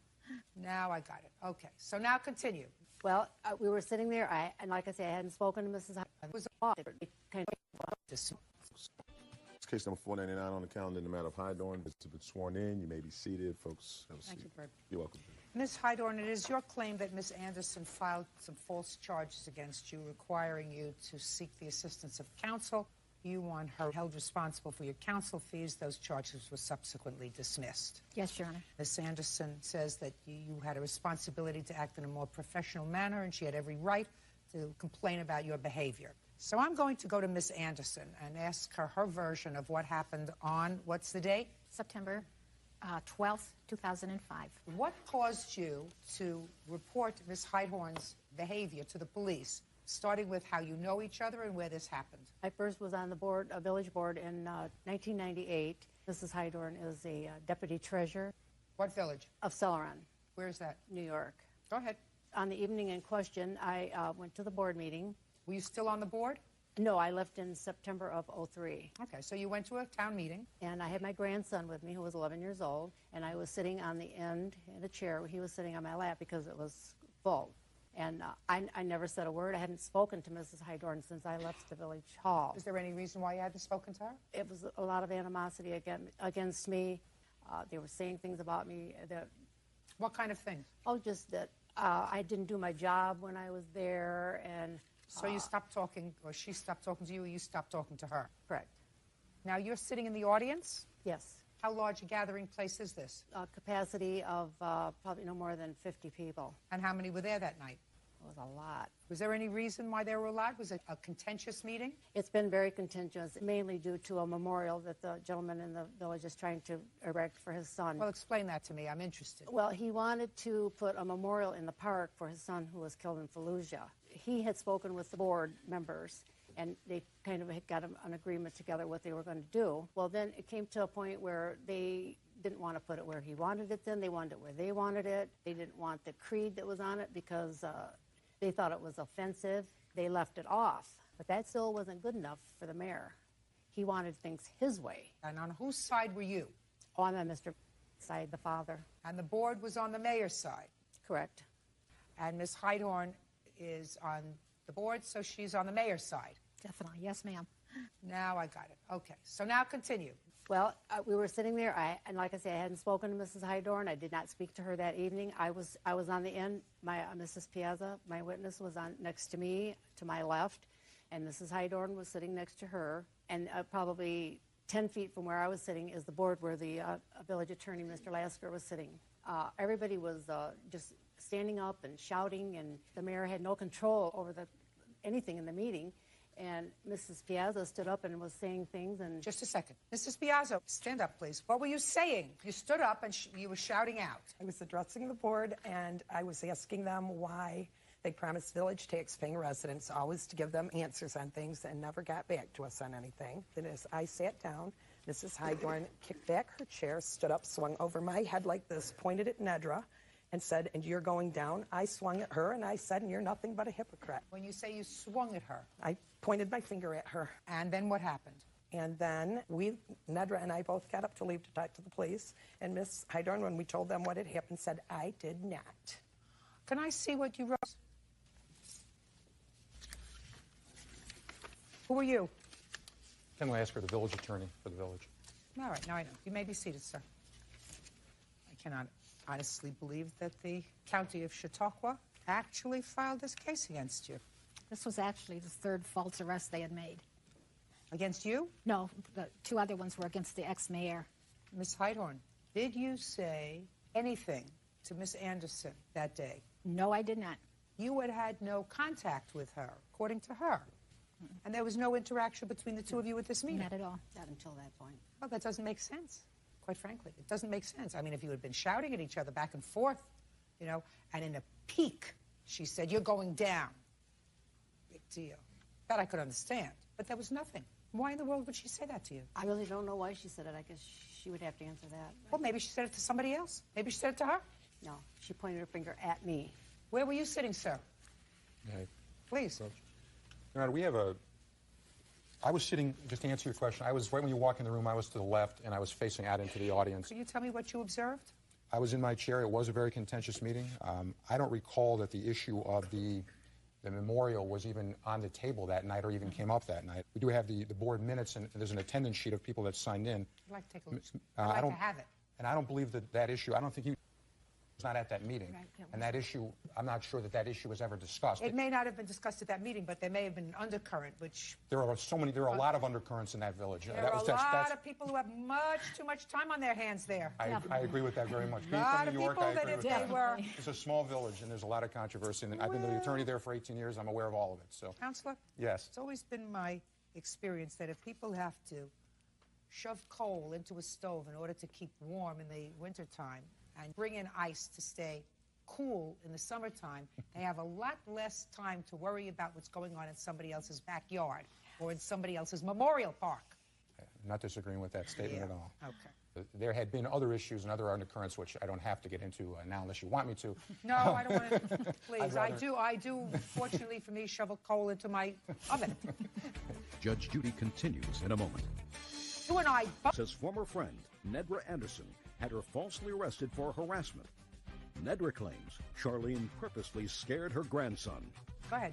Unfortunately, during the last 6 months or so before that September meeting, we've had a lot of contentious meetings to the point where many of us, including myself, felt somewhat threatened by certain people there. So we did have police protection at several meetings. At this particular one, we did not have the police, and things were heated and were escalating. So I turned to the clerk and I said, "I think you better call the police," or something along those lines. Several minutes later, I did hear Charlene said, "I did not." And that was the first issue between the two of them. But no, I didn't see her raise her hand, and I certainly never saw her threaten anybody. Thank you. Once these ridiculous charges were filed and some court actually accepted them, which I find outrageous and a waste of judicial resource, what happened? I had to go out and hire an attorney because the police officer came and arrested me and said that I was arrested for harassment. And at first I asked, "Is this Mrs. Piazza?" because she was next to me. No, it was Mrs. Anderson on the other side. And I said, "I did nothing." So I had to hire an attorney. He actually went to court, got it dismissed. The judge dismissed the case. See it, please? Yep. And the district attorney just kind of laughed a little bit at first, and then they just dismissed us automatically. But I had to be charged $250. That's what for lawyers something do. that I didn't do, yes. Miss Anderson, how many times have you complained to the police about someone's conduct? Most every board meeting when they come because something is going on. That's outrageous. I mean, I wouldn't want to live in this town. Our taxpayer dollar pays for Mr. Lasker to defend our village and the village employees. We also have two other attorneys in the village. My thing is, if Mr. Lasker can come 3,000 miles here to be here today, why couldn't he have gone 2 miles or 4 miles to defend her in court for nothing? I want to tell you something. That's an outrageous statement. Outrageous. Do you mind telling me how old you are? I'm 58 years old. And how many times have you been arrested? I have never been arrested. I was devastated. If I were 58 years old, I would like to be 58 years old. But if I were 58 years old and been charged with a crime, I would want to get the attorney of my choosing who specializes in criminal law. I wouldn't want to say, well, the town attorney can represent me if he happens to, aside from the fact that he may be called as a witness, and if he were called as a witness, then he could not represent her. So you don't determine who she uses as a lawyer, but your conduct in signing a complaint based upon what happened that evening, in my judgment, was so egregious and so over the top and so venal that if she asked me for a lot more than her attorney's fees, she would get it. Just because you have a difference of opinion with somebody, because you and I both know that even if it was true, and I don't even think it was true, that you weren't frightened of this lady. If she told me she was going to go in her house and get a gun and blow my head off, I would say, yeah, go ahead. So you knew that you weren't afraid of her, and you knew that nobody was at risk. You chose the next day, calmly, to make somebody else's life miserable for no reason. And your conduct, madam, is outrageous. Judgment for the plaintiff in the amount requested, which was $250. On the calendar in the matter of Fulton versus Killen.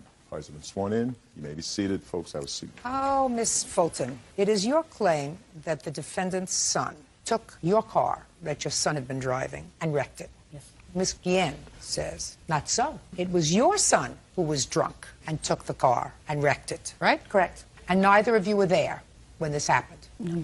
But I understand, Miss Guillen, that the boys were sleeping in your house. Yes. Is that right? And so I assume they were friends. Yes. One of the things Miss Fulton complains about is that she says that you were serving alcohol to the boys. Is that true? That I was serving?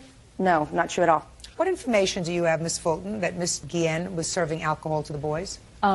My son, the next morning when the car was found wrecked, when I asked him what could have possibly caused the boys to have taken the keys, he said that they had been drinking. Well, what does that have to do with her? At her house. They were at her house. That she and her friend had served served good. them alcohol. Okay, so you have no first-hand information. It all comes from your boys. Yes. Perfect. Why don't you exchange places with them? What's your first name? David. What's your first name? Chaz. Chaz. Did you tell your mother the 100% truth about what happened that night? Yes, ma'am. Did you tell your mother 100% truth about what happened that night? Yes, ma'am. Okay, so then it's going to be up to me to figure out which of you is full of baloney, right? Able to do that? Yes, ma'am. Why don't you step up here? Right here.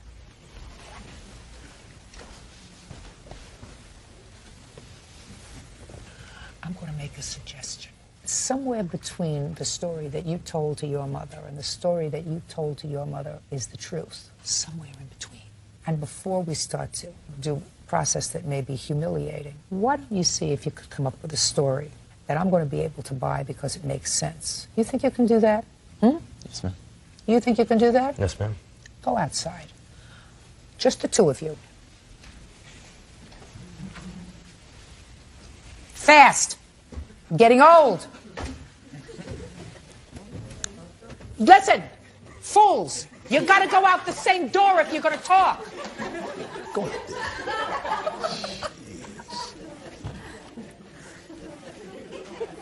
You let him use the car. What do you think? The result of this? Yeah. Would you like to try to facilitate it? Sure. Why don't you go out there and see if you could facilitate it? Spare us all, please. No problem. Thank you. Why don't you just stay where you are? What happened? His friend, Star, his mom's friend. Yeah. They bought alcohol. We went back to his house, drank there. Who bought alcohol? His mom's friend. Okay. And I woke up the next morning to a phone call from my mother saying that she talked to the police and that they found her car wrecked and abandoned. And I looked around the house and there was nobody there. That's what happened? No, sir. What happened? Okay, maybe around 8 o'clock, we went to a party. Came back maybe at 9:30. David had been drinking. Took him upstairs. He fell asleep on my bed. Went to bed maybe at 5 o'clock in the morning. My baby sister woke up my mom. She came in and checked us and David wasn't there. So you woke up, he was gone. I woke up and everybody was gone. And everybody was gone. You say you woke up and he was gone. Yes, sir. So, my mom had come in. So whatever happened to the car, you saying he did? I had no idea what happened to the car. Nobody bought alcohol, okay? Okay. That's what they're going with. Come on.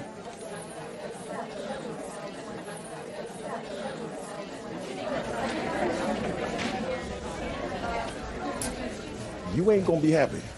No luck. No luck. But they get what they deserve. So. Okay, good. All right, David. Your mother let you take the car. Where did you go? I went over to Chaz's house. What time? We got there around 9. Who's we? Chaz and I. So the two of you were together? Yes. He had come to your house? Earlier, yes. How did he get there? I gave him a ride. From where? We spent the night at his house the night before. Was this a weekend? Yes. So you went there on a Friday night? Yes. And you were going to spend the entire weekend? Yes. What kind of car did your mother let you drive? It was a 2005 Hyundai Accent. So you spent Friday night at Chaz's house. Who else was there? Just Chaz and I. Then you went back to your house to get fresh underwear, and you were going back to his house? Yes. Did either of you stop to get alcohol on your way home? Not on the way home. Very good, David. Very good, David. When did you stop to get alcohol? At 10:30, we went with his mother's friend to the Circle K down the road. I want you to keep your voice up. Yes, ma'am. At 10:30, you went where? To the convenience store down the street. Bought alcohol. What kind of alcohol did you buy? It was Budweiser, just beer. With Miss Guillen's boyfriend? Who did you go with? With her friend, right there. Who are you? Starlet. You went to the convenience store to get some beer? No. He didn't lie about that. No, Yeah, no. he did. He didn't lie about that. Did you take her in your car? No. Who drove? She did. What did you go with her for? She went just to get beer. For whom? For everybody. Who's everybody? Chaz, me, her mom, and herself. So there were just 4 of you at the house. And Chaz's little siblings, but they weren't drinking. But you were? Yes. Yes. Had you been drinking earlier in the evening? No, ma'am. Is that right? No, ma'am. When did he get to your house? We went to a party at around 8 o'clock. Party at whose house? Right down the street. A party at whose house? My friend Juan. What's his phone number? I do not know it. You live there with his family? Yes, ma'am. They have the same family name? Yes, ma'am. Good. And what time did you get to this party? Around 8:15. Who did you go with? Me and David. Was David drinking there? Yes, ma'am. Now, David, this is going to be a very easy thing for me to find out. All I have to do is pick up the telephone. Were you at a party earlier that evening? No, ma'am. No. Okay. Give me the address. I don't know his address. Street. I'm not sure on his street. I know what street it's off of, but I don't know his exact street address. Judge Judy continues in a moment. There was a couple... 16-year-old Chaz Huron took his mother's car without permission and crashed it into a wall. Chaz claims it was David who was driving. All right. According to you, then, this house I thought was right down the block from you. What you told me? Right, well, a couple streets down.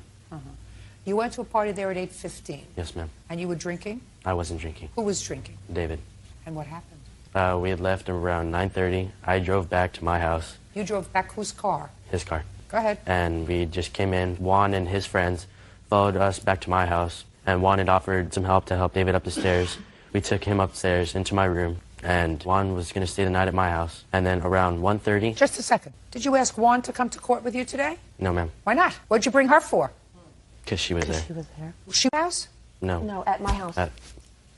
And there were 3 other witnesses. Shh. How do you know this lady? She's a really good friend of my mom, and I've known her for a while. But she wasn't at the party where David allegedly was drinking. No, ma'am. How many other people were at the party where David was allegedly drinking? I don't know. Maybe about 15, 20. Do you know any of their names? No, there were a bunch of people I don't hang out with. Well, don't you think it would have been smart on your part to go to Juan's house as you were preparing for this case and say, look, he says I was drunk and took his car, but we all know that he was the one who was drunk. Would you come to court with me? Well, yes, it would have been smart, but... It would have been smart. Yes, ma'am. Would have been smarter than bringing her. She was there at the house and saw him come in plastered. So, I mean, that's... Maybe. I would have liked to have heard from Juan instead of your friend. I would have liked that. Was I supposed to bring like 5 witnesses or... Don't argue with me, madam. Now, this Juan who did not come to court with you today, your friend, yes, ma'am, whose telephone number you don't know and whose address you don't have, help bring David upstairs and put him to bed. Yes, ma'am. Okay, and then what happened? Around 1:30, I had asked David for his car keys. He gave me his car keys. I drove... Why did you take David's car keys? Because his car was right behind my mom's Suburban. Well, why didn't you just move his car? Well, it was a lot faster because he had to get home. Who had to get home? Juan. Well, but Jazz, you had no right to take his car.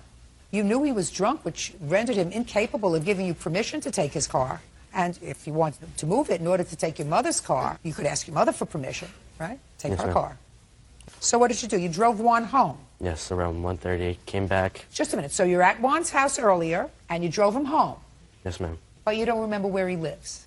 Yes, I do remember where he lives, but I just don't remember the street name. I would try really hard to remember. I would try really hard to remember. Okay, and then you drove him home, and then what did you do? Came back home maybe 15 minutes later, peeked my head through my mom's door, told her I was going to sleep, and I'd gone to sleep. Well, so if you peeked your head through your mom's door, you could have peeked your head through your mom's door before and say, Mom, I'm taking your car to drive Juan home. No, because before I had left, Star was at the house, and after I had left, she had left about 5 minutes later. So she went to bed, and I walked upstairs and told my mom that I was going to sleep. I'm talking about instead of taking his car without permission, you took your mother's car. She wasn't clearly asleep. He did have permission. He did not have permission. You cannot get permission from somebody who's drunk. And then you went to sleep. Yes, ma'am. You went to sleep and the car came back in one piece, according to you. Yes, ma'am. Go ahead, David. Let's hear your version. I went over to Chaz's house, and I ran back to my house with Chaz at 9:30 to get a CD from my house. And we went to Chaz's house after that. There was a couple beers in the refrigerator. And then at 10:30... Just a second. There were a couple of beers in the refrigerator. Were they dancing? Were they singing? What were they doing? We all proceeded to drink them. Not all. I'm just interested in you. Okay. Well, I had one. And then at 10:30, we went to the convenience store, and his friend Star bought more beer. And then everybody, including Chaz and his parents and Star, we were all drinking in his kitchen. And then? And then at 12:30, I went up to his room under my own power and lay down on his bed and went to sleep. And then the next morning, I woke up at 7 from a phone call from my mother saying that they found her car wrecked and abandoned on a street about 2 miles from the house. Your mother called you at Chaz's house. She called my cell phone. And you were at Chaz's house? Yes, I was. Were you sleeping by yourself in the room or in Chaz's room? I was myself. When I woke up, there was nobody in the entire house. Where were you? I was at my house. Where? In my room. Where was he sleeping? He was in the closet, and he could have taken off around 2 o'clock or 5. Just a second. In the morning? In the morning. Where was he when you woke up? He was not there. And what time did you wake up? My mom had came in to check on us, and she woke us up around 5 or 5:30. In the morning? Yes, ma'am. Why did she wake you up at 5:30 in the morning? My baby sister had woken her up. Well, why did she wake you up at 5:30 in the morning? She just came to check on us. My baby sister had woken my mom up. She came inside to check on us, and she woke me up asking where David was. I don't buy that at all. Anybody have a police report for me to look at? This is the police report.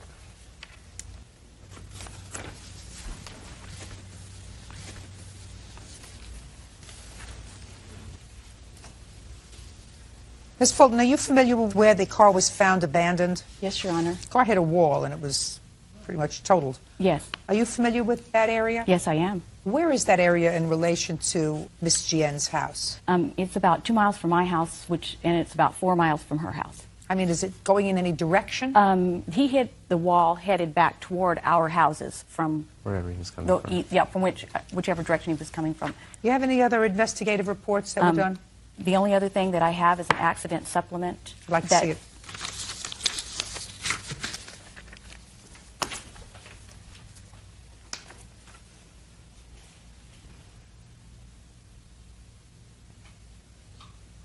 Did you speak to a Detective Munoz?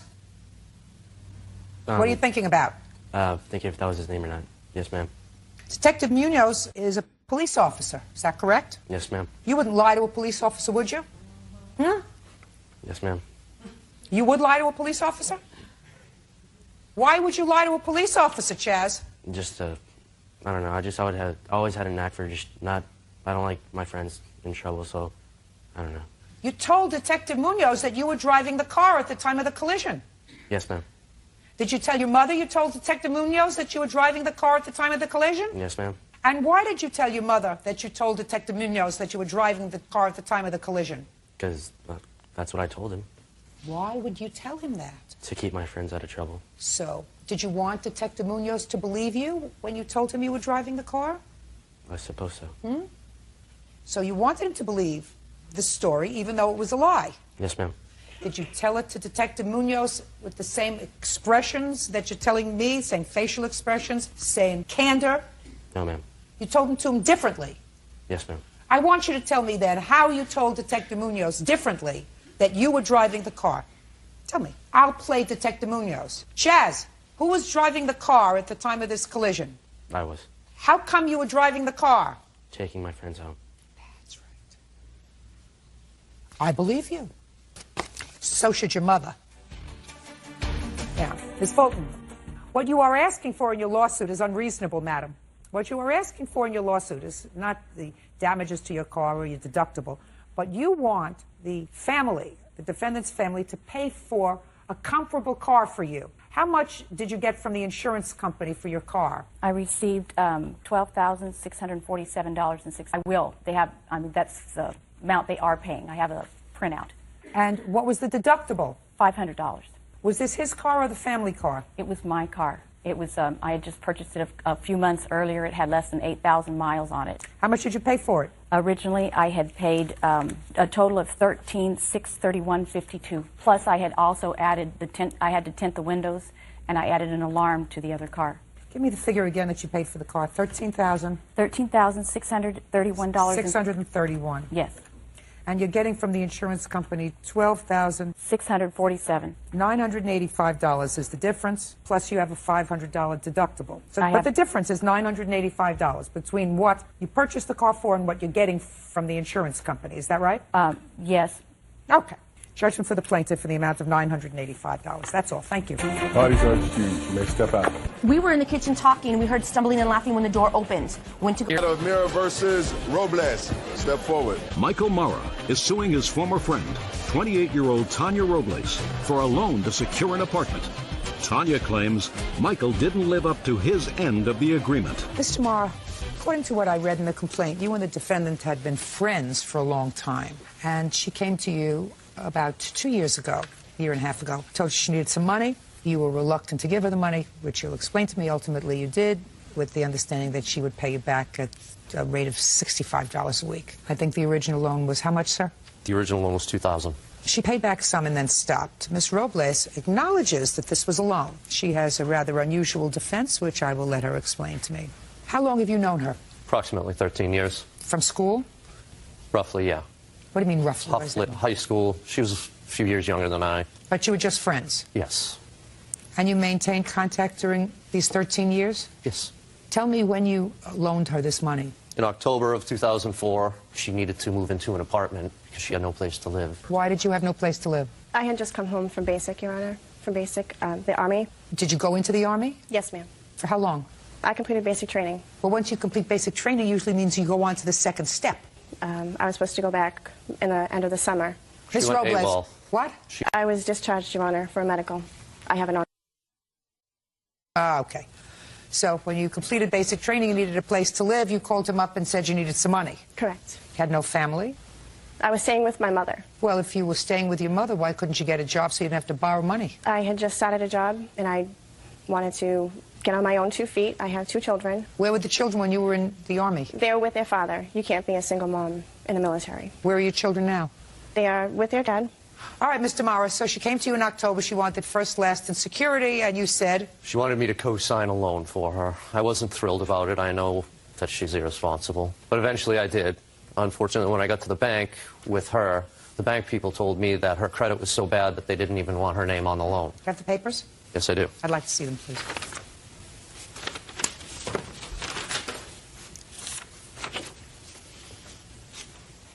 Okay, go ahead.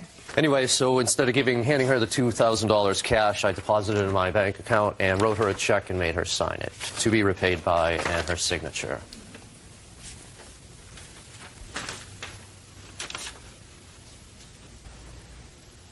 Well, Mr. Mara, this is interesting. You gave her a check for $2,000, but you had to pay back $2,300. If she had paid me every month for the 3 years, the interest would have ended up being $2,300. So do you have a piece of paper that the two of you agreed on, that she would pay you the $65 a month for 3 years? It was a verbal agreement. Go ahead. So what happened? She paid me every month, almost for a year. Sometimes I had to chase her down, but... How many payments of $65 did she make? About 12. Not about. You can't do an about. Well, October to October, so 12. She pay you in check or cash? Cash. Go ahead. Come November of 2005, I tried to contact her to get the loan payment. Her cell phone was shut off. I spoke with a mutual friend. They said she had quit her job or lost her job. I did not know where she lived. She had since previously gotten married and moved. I did not know where she was. I tried speaking with her mother and had her mother contact her to call me, and I never heard from her. So I've been paying the monthly payment. Let me see.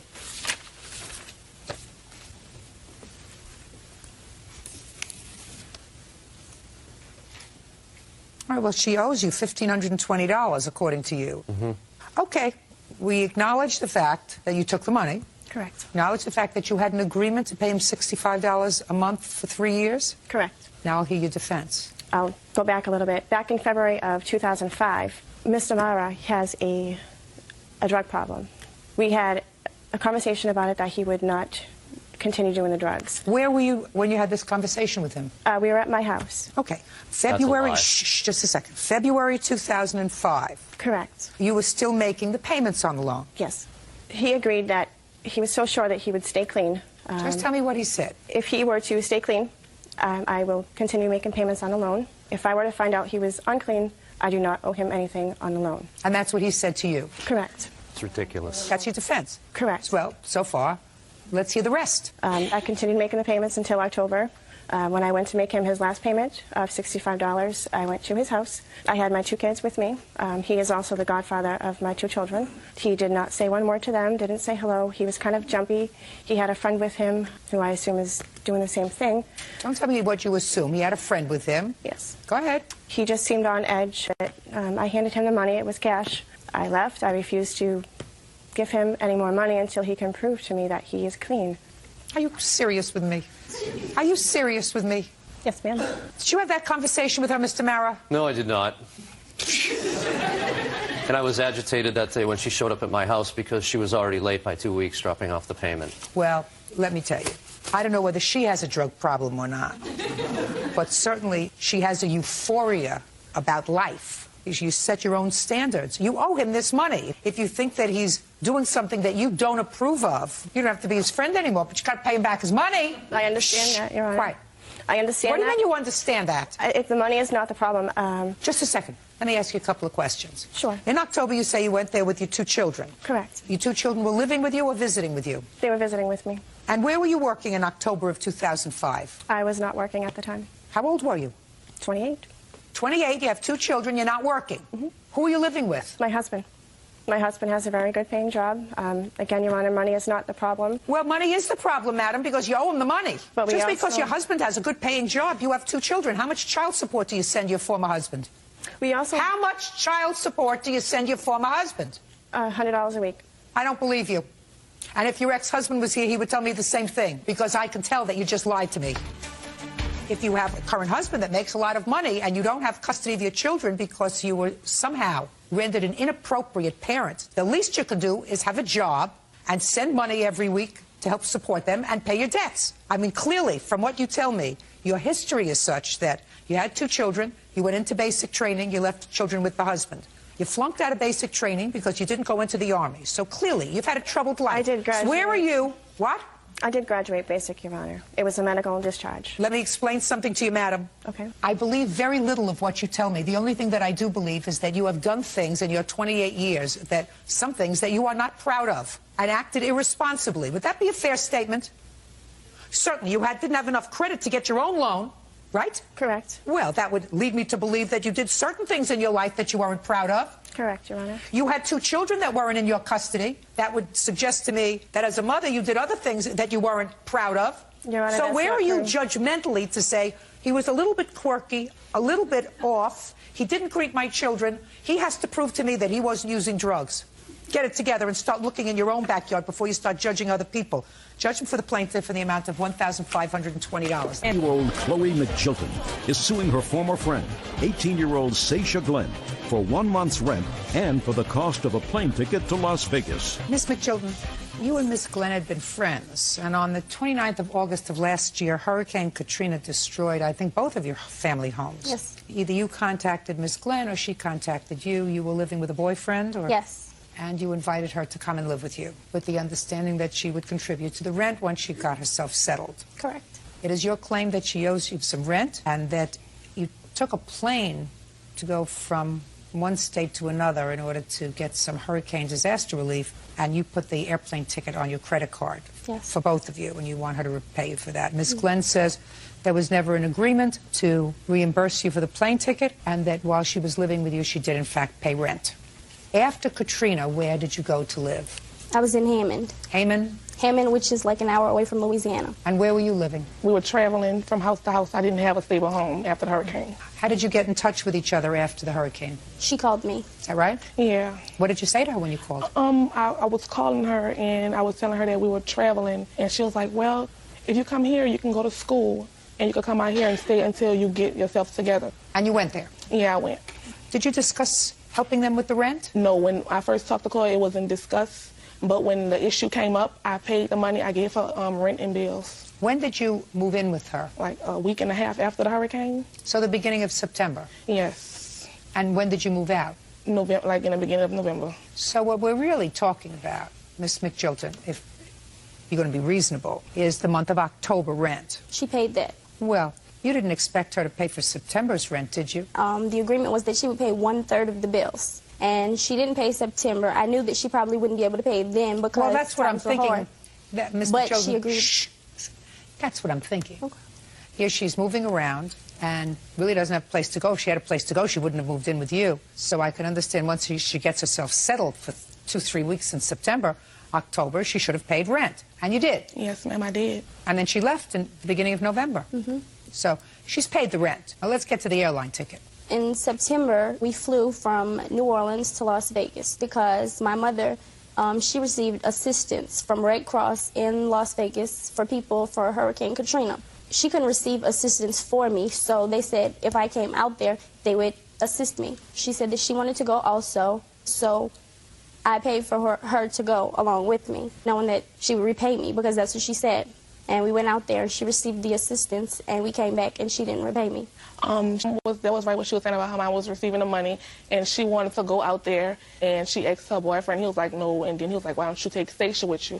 So she was like, okay, and she paid for the ticket. No, she said okay, but then she must have said to you, do you want to go with me? Yeah, I said I'll go. But I didn't know I was going to be able to receive the money because I didn't have like a lot of identification with me. I only had my ID. I didn't know I was going to be able to receive. How much money did you get? $360. And how much was the plane ticket? $365.80. What did you do with the $360 that you got? Well, with that money, because when we were denied like food stamps, so with the money that I had, I bought food for me because we made our own groceries, and I bought clothes that I needed to have. How are you supporting yourself now? I'm receiving unemployment because I lost my job because of the hurricane. Well, you have to pay Miss McJilton for the plane ticket. She doesn't have a lot of money. I don't have any money either. Well, you're getting unemployment insurance. Why didn't you send her $10 a week? She wasn't calling me and asking me about the money. The money came up when I was moving. The money came up when I was moving out, and she placed a note, a sticky note on the computer that said, "Owe to me." Didn't have any name on it. Listen to me carefully. You were both hard-pressed as a result of this hurricane. It's now substantial amount of time after the hurricane. You're now back in school. Is that right? Yes, I saw school. Okay, that's wonderful. And where are you living? I'm living in Houston now. You have an apartment? No, I live with family members. Good.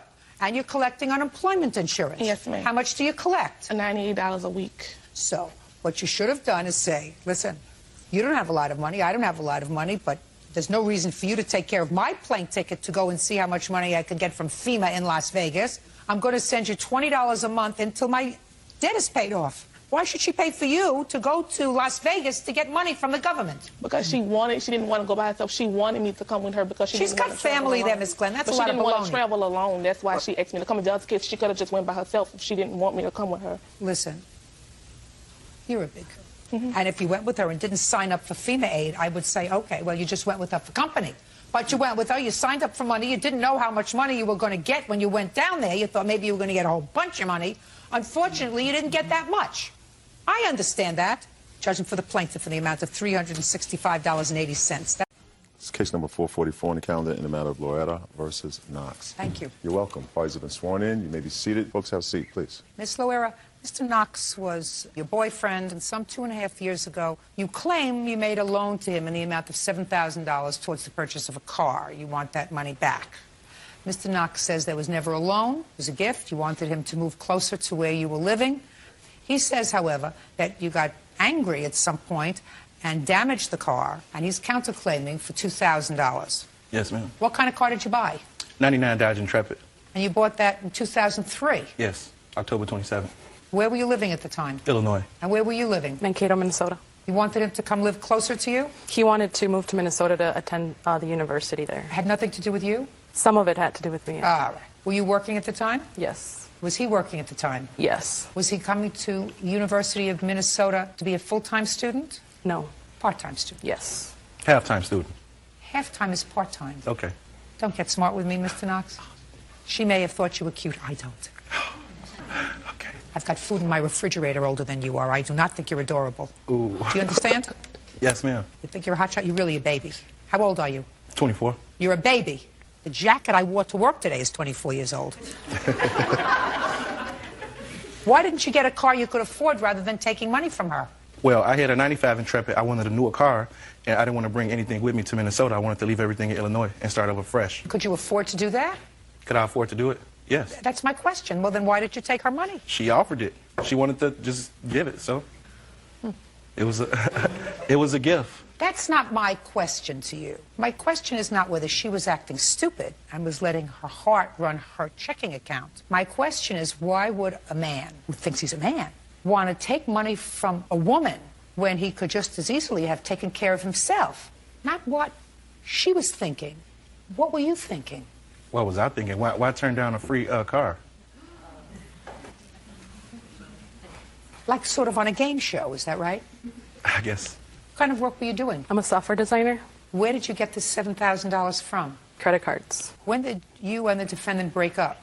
In July. Between October 2003 and July of 2005, how much money did he pay you back towards this loan? About $900. $800 or $900. What do you mean 800 or 900? $700. Show me what you're looking at.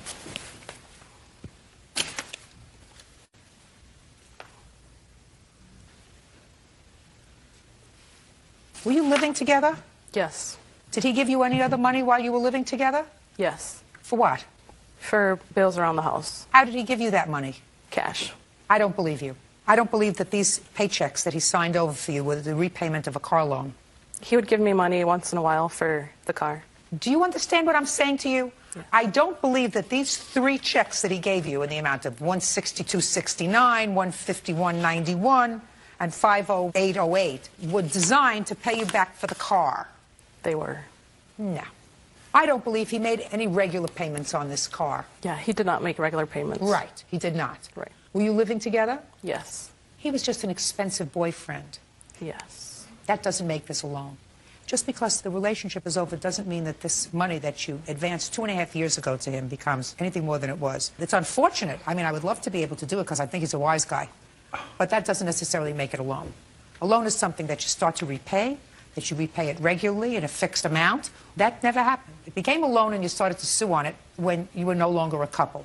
And it's unfortunate because I certainly think that a decent person would have paid you back. Judge Judy continues in a moment. Well, it was a rocky... Says ex-boyfriend Darius Knox owes for a loan to buy a Dodge Intrepid. Darius is countersuing, claiming Nora vandalized the car by smashing it with a barbecue grill. Okay. How did she damage the car? Tell me quickly. Well, she didn't want a barbecue, so we had a barbecue grill on the porch, the second floor, and the garbage is right downstairs. So I threw the barbecue grill over the porch with the intentions of throwing the grill into the garbage. But she then picked up the grill and went to the car hood and, you know, bang, bang, twice. That was in? I believe that was May. The night that she did that, where did you sleep? At my house. Where did she sleep? At the house. With you? Uh-huh. And after that, in the month of June, you both stayed together. Is that right? Mm-hmm. So why are you bothering me with the fact that your car got damaged? Who cares if your car got damaged? Well, it was a rocky relationship. Good, then I don't care. If you want to talk about your rocky relationship, you go on Dr. Phil. You want to talk about what she owes you? You can come out here. You have no case, Mr. Knox. You are not as charming and adorable as you think. No, you are not as charming and adorable as you think you are. If you had separated in May and came and filed a claim that she had damaged your property in May, I would hear you. I assume she did, in fact, damage your property in May.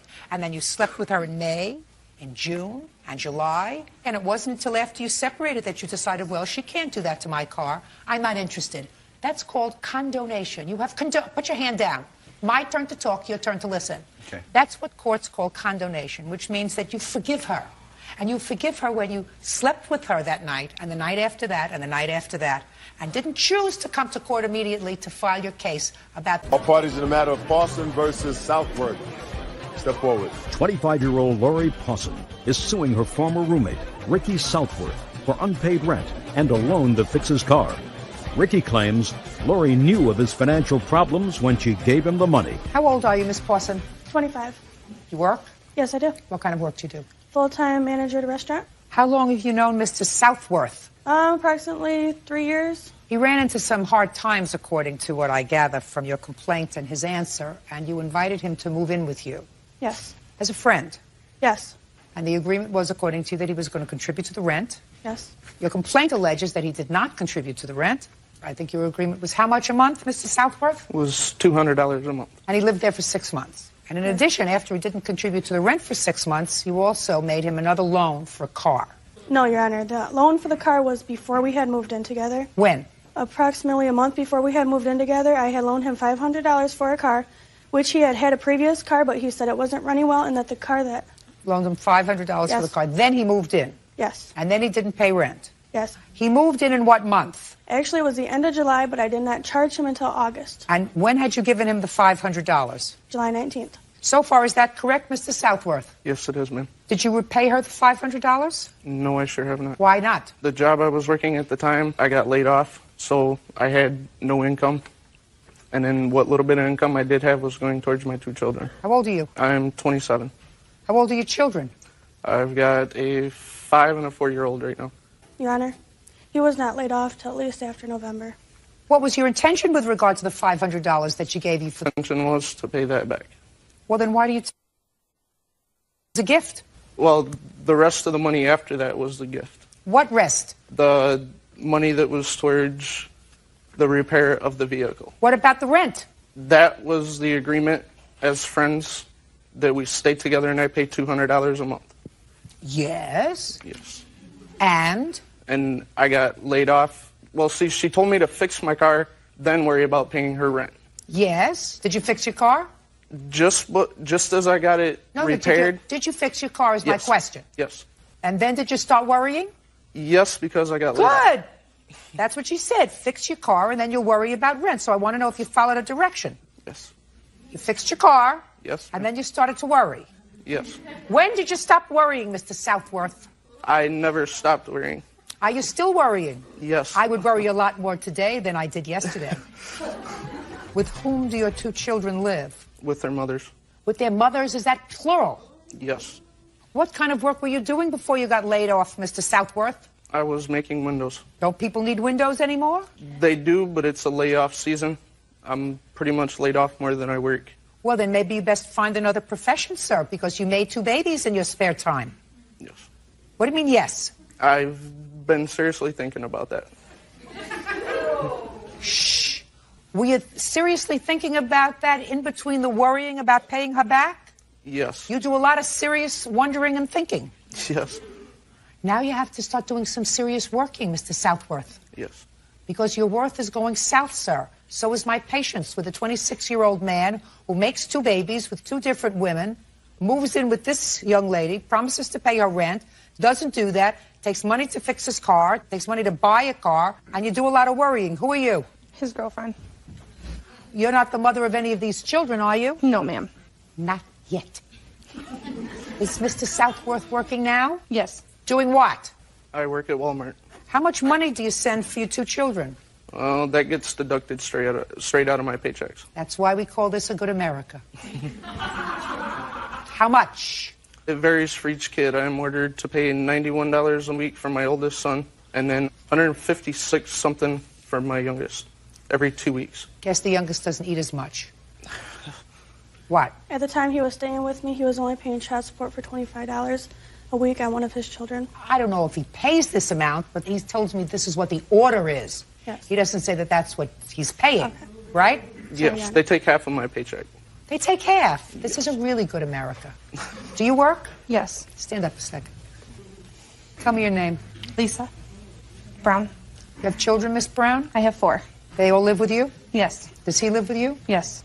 What kind of work do you do? I sell phones at Walmart. The father of your children, do they pay child support? No, he's incarcerated. For how long?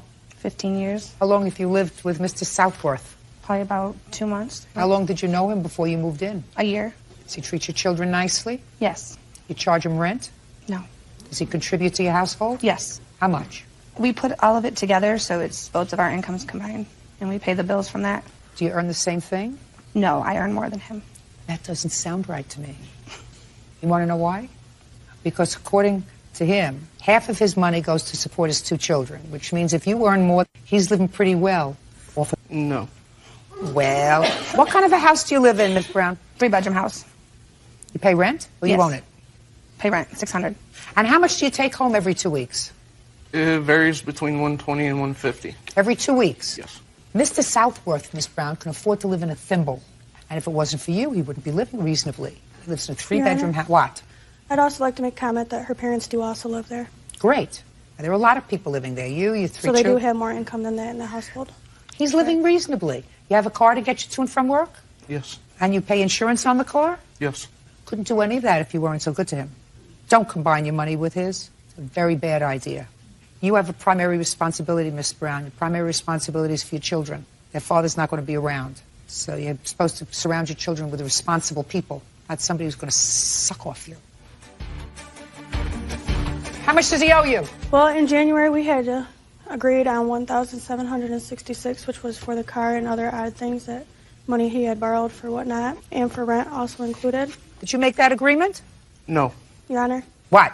In January, before he had moved out in February, in January, when we had talked about this agreement, $1,066, he had came to me and asked me if he could stay at my home for a few more months, and if he got the $766 from Lisa, because he said he knew he could, because what he says goes. Anyway, he said if he gave me the $766, Just a minute. if he could stay a few more months.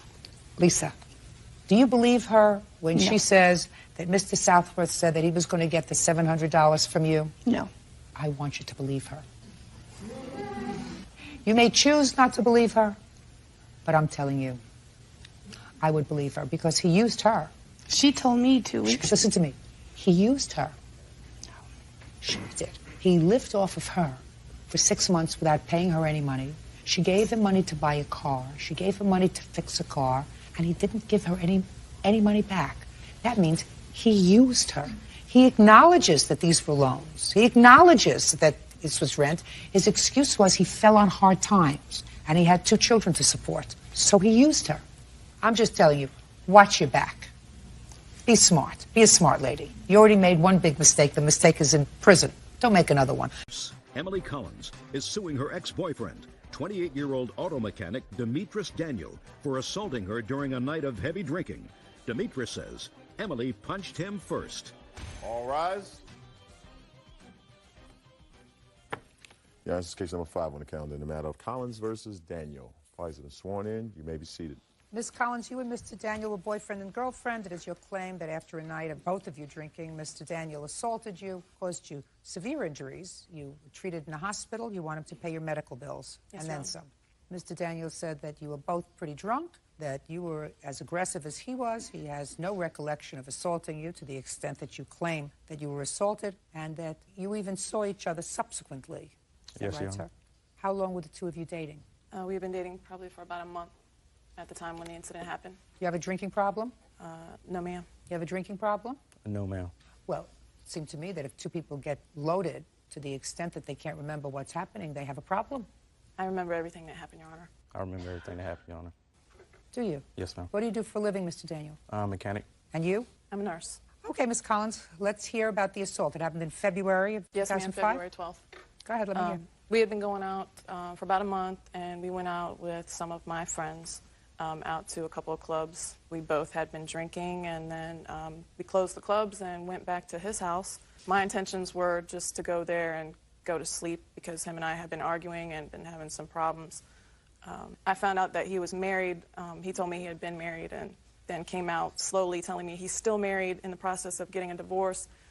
Then found out that they weren't in the process of getting any kind of divorce. So when we went back to his house, he was making advances towards me, to do something sexual, and that's not what I wanted. Your Honor, so she's lying. Shh, you're going to have a chance later.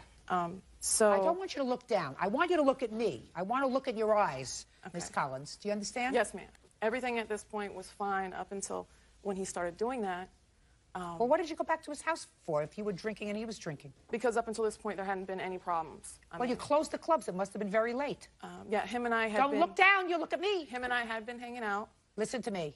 And you just told me you closed the clubs, which means it was very late. Yes, ma'am. And the two of you had been drinking. You went to more than one club. Right. So then why, if you didn't want to engage in any sort of intimate relationship, would you go back to his house rather than go back to your house? Because there was no way for me to get back to my house because both of us had been drinking. Well, how did you get to his house? He drove.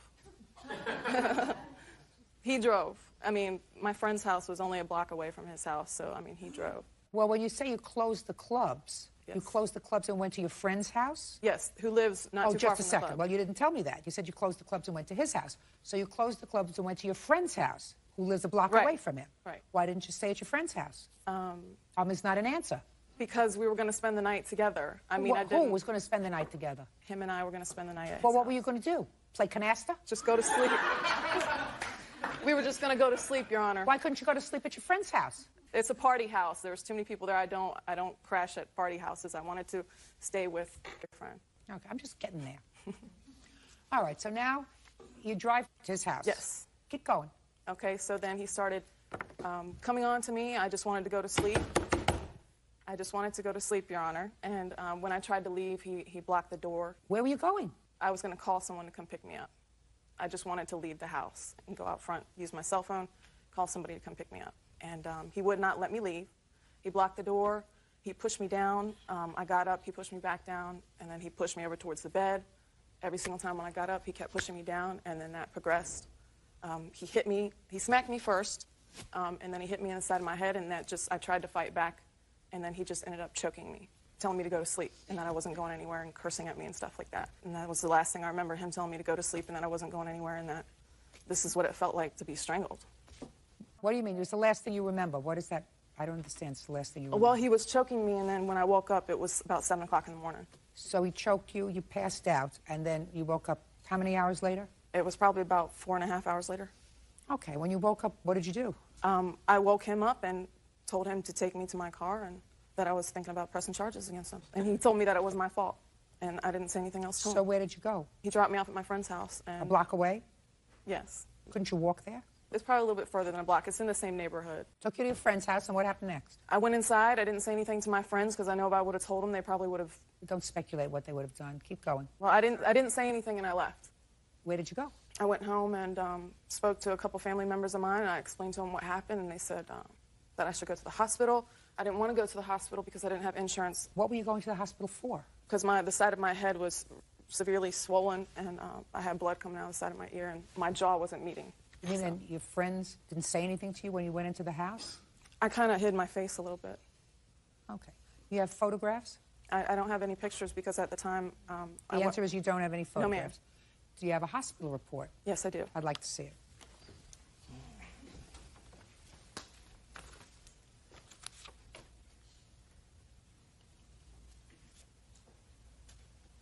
Okay. Now, after this incident happened, you went out with him again. Yes. He called me, and he seemed very genuinely sorry. He was concerned with what condition I was in when I went to the hospital and everything, and I told him I ended up having to go. I was seriously hurt. Well, they found that you had a facial bruise. They did a CAT scan. They found nothing. Yes, ma'am. But the main thrust of this bill is the $2,500 CAT scan. That's what bloated it to $3,600. Yes. Okay. So you told him that you had this bruise, and he said... He said that he would pay for all of it.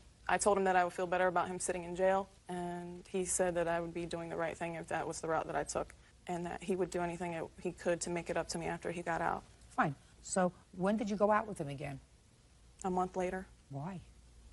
Because the guy that I knew was very sweet, and he treated me really good, and I just thought that he had an alcohol problem that changed him into somebody else. Well, you told me about 5 minutes ago that you had been arguing with him a lot because he found that he lied to you, that he was married, that he wasn't in the process of getting a divorce, and he's a drunk, and he has blackouts, so he doesn't know what he's doing, and he gets violent. All this doesn't sound to me like worthy of a second date. Judge Judy continues in a moment. I just love it when they bury themselves. Do you know what I mean? Shooting fish in a barrel. Shooting fish in a barrel. All you got to do is... Today. What do you have that suggests that he... Ex-boyfriend Demetris Daniel beat her up during a night of heavy drinking.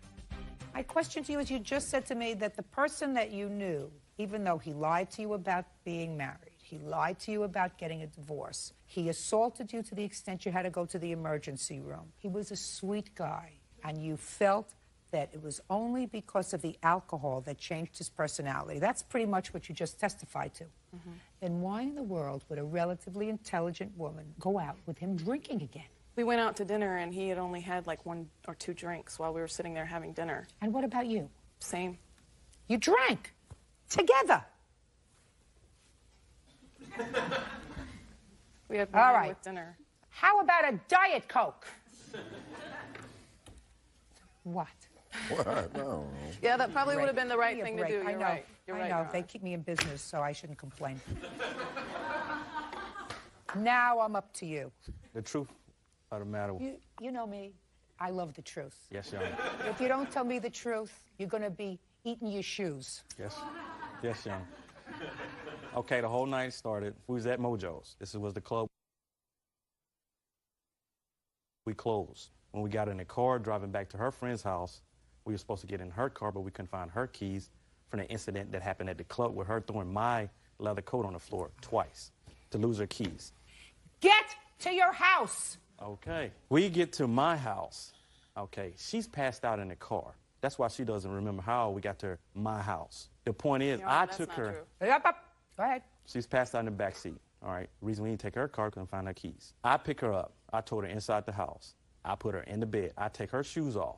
I go to cut the light off. She's up and angry, yelling, screaming, pushing me. And I'm just looking at her like, where's this coming from? I wasn't to the fact that I was drunk enough not to drive. I wasn't drunk enough not to handle the situation. The fact of the matter was, she was the aggressor. She started the whole aggression. She started the whole violence of slapping, being very aggressive. It went from a shoving me, to pushing her, holding her, pushing her back on the bed, telling her, not do this, you're drunk, lay down, go to sleep, sleep it off, that's all it is, you're drunk. She gets back up, she slaps me. She punched me, I punch her back, and we go back into the whole argument of going back and forth again and again, to the fact that I hold her down on the bed and tell her and beg and plead with her not to keep being aggressive. Just lay down, go to sleep, sleep it off. Okay. To that point, we woke up in the morning after. All right. So let me dissect for you, Mr. Daniel, what you have just told me. What you have just told me was that you were not so drunk that you couldn't drive. Yes. Yes, Your So Honor. you were sober enough to withstand the sobriety test. Yes, Your Honor. Fine. And she was so drunk that she was passed out in back of the car. Yes, Your Honor. Then you take her home, and My she house. starts to act aggressive. Yes, Your Honor. She punches you, you punch her back. Yes, Your Honor. This is the person who was so drunk, this is what you tell me, that she didn't know what was going on. You, on the other hand, are sober. Yes, Your Honor. I always love it when they bury themselves. Do you know what I mean? Shooting fish in a barrel. Shooting fish in a barrel. All you got to do is let them talk. They make up some cock and bull story, right? Yep. That they say, well, this is going to work. She was the aggressor. I could drive because I was okay, right? You can't assault somebody when they're so drunk that they don't know what's going on, Mr. Daniel. Yes, Your Honor. You understand where we're going now? Yes, Your Honor. You're the sober one. She's drunk. That's according to you. You're the defendant. Yes, Your Honor. When she punched you, you should have gotten up, should have gone downstairs, should have gotten in your car, go to a friend's house and say, listen, I'm not going to stay with this lady. She's out of it. She's assaultive. She's nuts. This is the way she gets when she's drunk. I don't want to have anything to do with her. I'm certainly not going to hit her because she doesn't know what she's doing. Yes, Your Honor. I'm not saying I didn't make a mistake, Your Honor. Good. Mistakes cost. Yes, Your Honor. Judgment for the plaintiff in the amount of $3,600. That's all. Thank you, Your Honor. Parties are excused. You may step out. I would describe it as her. Parties in the matter of Damon versus Ressa. Step forward, please. 21-year-old bartender Amber Damon is suing her former friend, 21-year-old subcontractor Samuel Ressa, for crashing her car, forcing her to drop out of fashion school. According to what I read in your complaint, on the evening of January 26, 2005, you were all out drinking. You had a car. You drove to a bar. You were drinking and had too much to drink. A lot of other people were drinking, too. Somebody wanted to go home. Somebody by the name of Jason. Who's Jason? Raise your hand. You still drink, Jason? Yes. Yeah. How did I know that? How did I know that? Jason wanted to go home. You told the defendant Could you take him home? And you gave the defendant your car keys to take Jason home. He'd already had the car keys. Whatever. He didn't steal the car keys from you. You gave him the keys. He took Jason home, came back to the bar, Yes, Your Honor. and that's the last time you saw your car. The car was subsequently found. It was wrecked a little bit, and it was taken to impound, and you couldn't get your books and stuff for school out of the trunk so that you couldn't go to school, and you ended up losing tuition because you ended up backing out of school for that semester. A whole series of events that you believe should be visited on Mr. Reese's doorstep, right? Correct. Because he didn't take good care of the car. Yes. Was the car a used car? Yes. Was it insured? Money for it? No, because the towing place sold it without the lien notice, so they're going to end up having to pay for it. So you're off the hook with regard to the car. Yes. So all you're suing him for is for the trauma that you incurred as a result of missing school because you couldn't get to your books that were inside the car. Yes. There's more to it than that, though. Let's hear it fast. Well, we would go out every Wednesday, and I'd had a couple beers, so I didn't feel comfortable driving. And I thought I was being responsible by asking him to take Jason over to our house. And then he came back safe and sound. And later on, I didn't plan on leaving, so I didn't ask for my keys back or anything. And he had wanted to leave, but I just assumed that he was getting a ride or whatever. And he apparently took my car. So. It's not what he says. He says he walked home. It was a couple of blocks away. Yes, Your Honor. I have stuff, maybe not proving, but it really looks like he took my car. Well, what do you have that suggests that he took your car later? Well, I was going to fashion design school, so I remember what people wear. And I specifically remember him wearing a hat when he came back after dropping Jason off. And I found this hat in the car, which is the hat that he was wearing that night. Miss Damon, I want you to listen to me very carefully, my dear. There is no question in my mind that under the scenario that you gave me, that you had given him the keys to the car, and that was the last time you saw the car, and the car had, in fact, been in an accident. I think I would have been prepared, despite the fact that Mr. Risa says I walked home, to say, it was your responsibility to safeguard this car. Based upon what I read in the papers, the car was found with the keys in the car, right? Yes, Your Honor. Therefore, if somebody found the keys, they had to be very smart to find the keys and say, I think I'm going to go try the ignitions of all the cars. And I'm going to go check all the cars and see if any of this fits. So I think I would have been able to say, with a fair degree of certainty, that the defendant was responsible for your car. But you have no out-of-pocket expenses for your car. You want him to pay for your school tuition. And I'm telling you, Miss Damon, you have to be more resourceful, my dear. There are methods that you can use to get your books out of the trunk of the car so that you can study and go to school without dropping out of school. That's not his fault. There was no way that I could get them because they were no longer there. And there was also the police department was throwing me around too because it wasn't registered in my name yet because I hadn't even made a payment on it. I just bought in the car, not even a month before that. So they were telling me I wasn't even going to be able to look at it. Well, you managed to get the hat. Did you go to your teachers and say, listen, I need a little time, I have to get new books? We were almost to midterms, and all of the projects led off of each other, so there was no way that I could make them up, and they told me I had to withdraw for that semester. That's not Mr. Reese's fault, Ms. Damon. I can't legitimately find that your dropping out of school was the proximate cause of Mr. Reese's actions. It doesn't work that way. You have to take a certain amount of responsibility for taking your car, drinking, giving the keys to somebody else. That's partially your responsibility. I would have said Mr. Reese was responsible if he had any out-of-pocket expenses for the car, but not for your school tuition.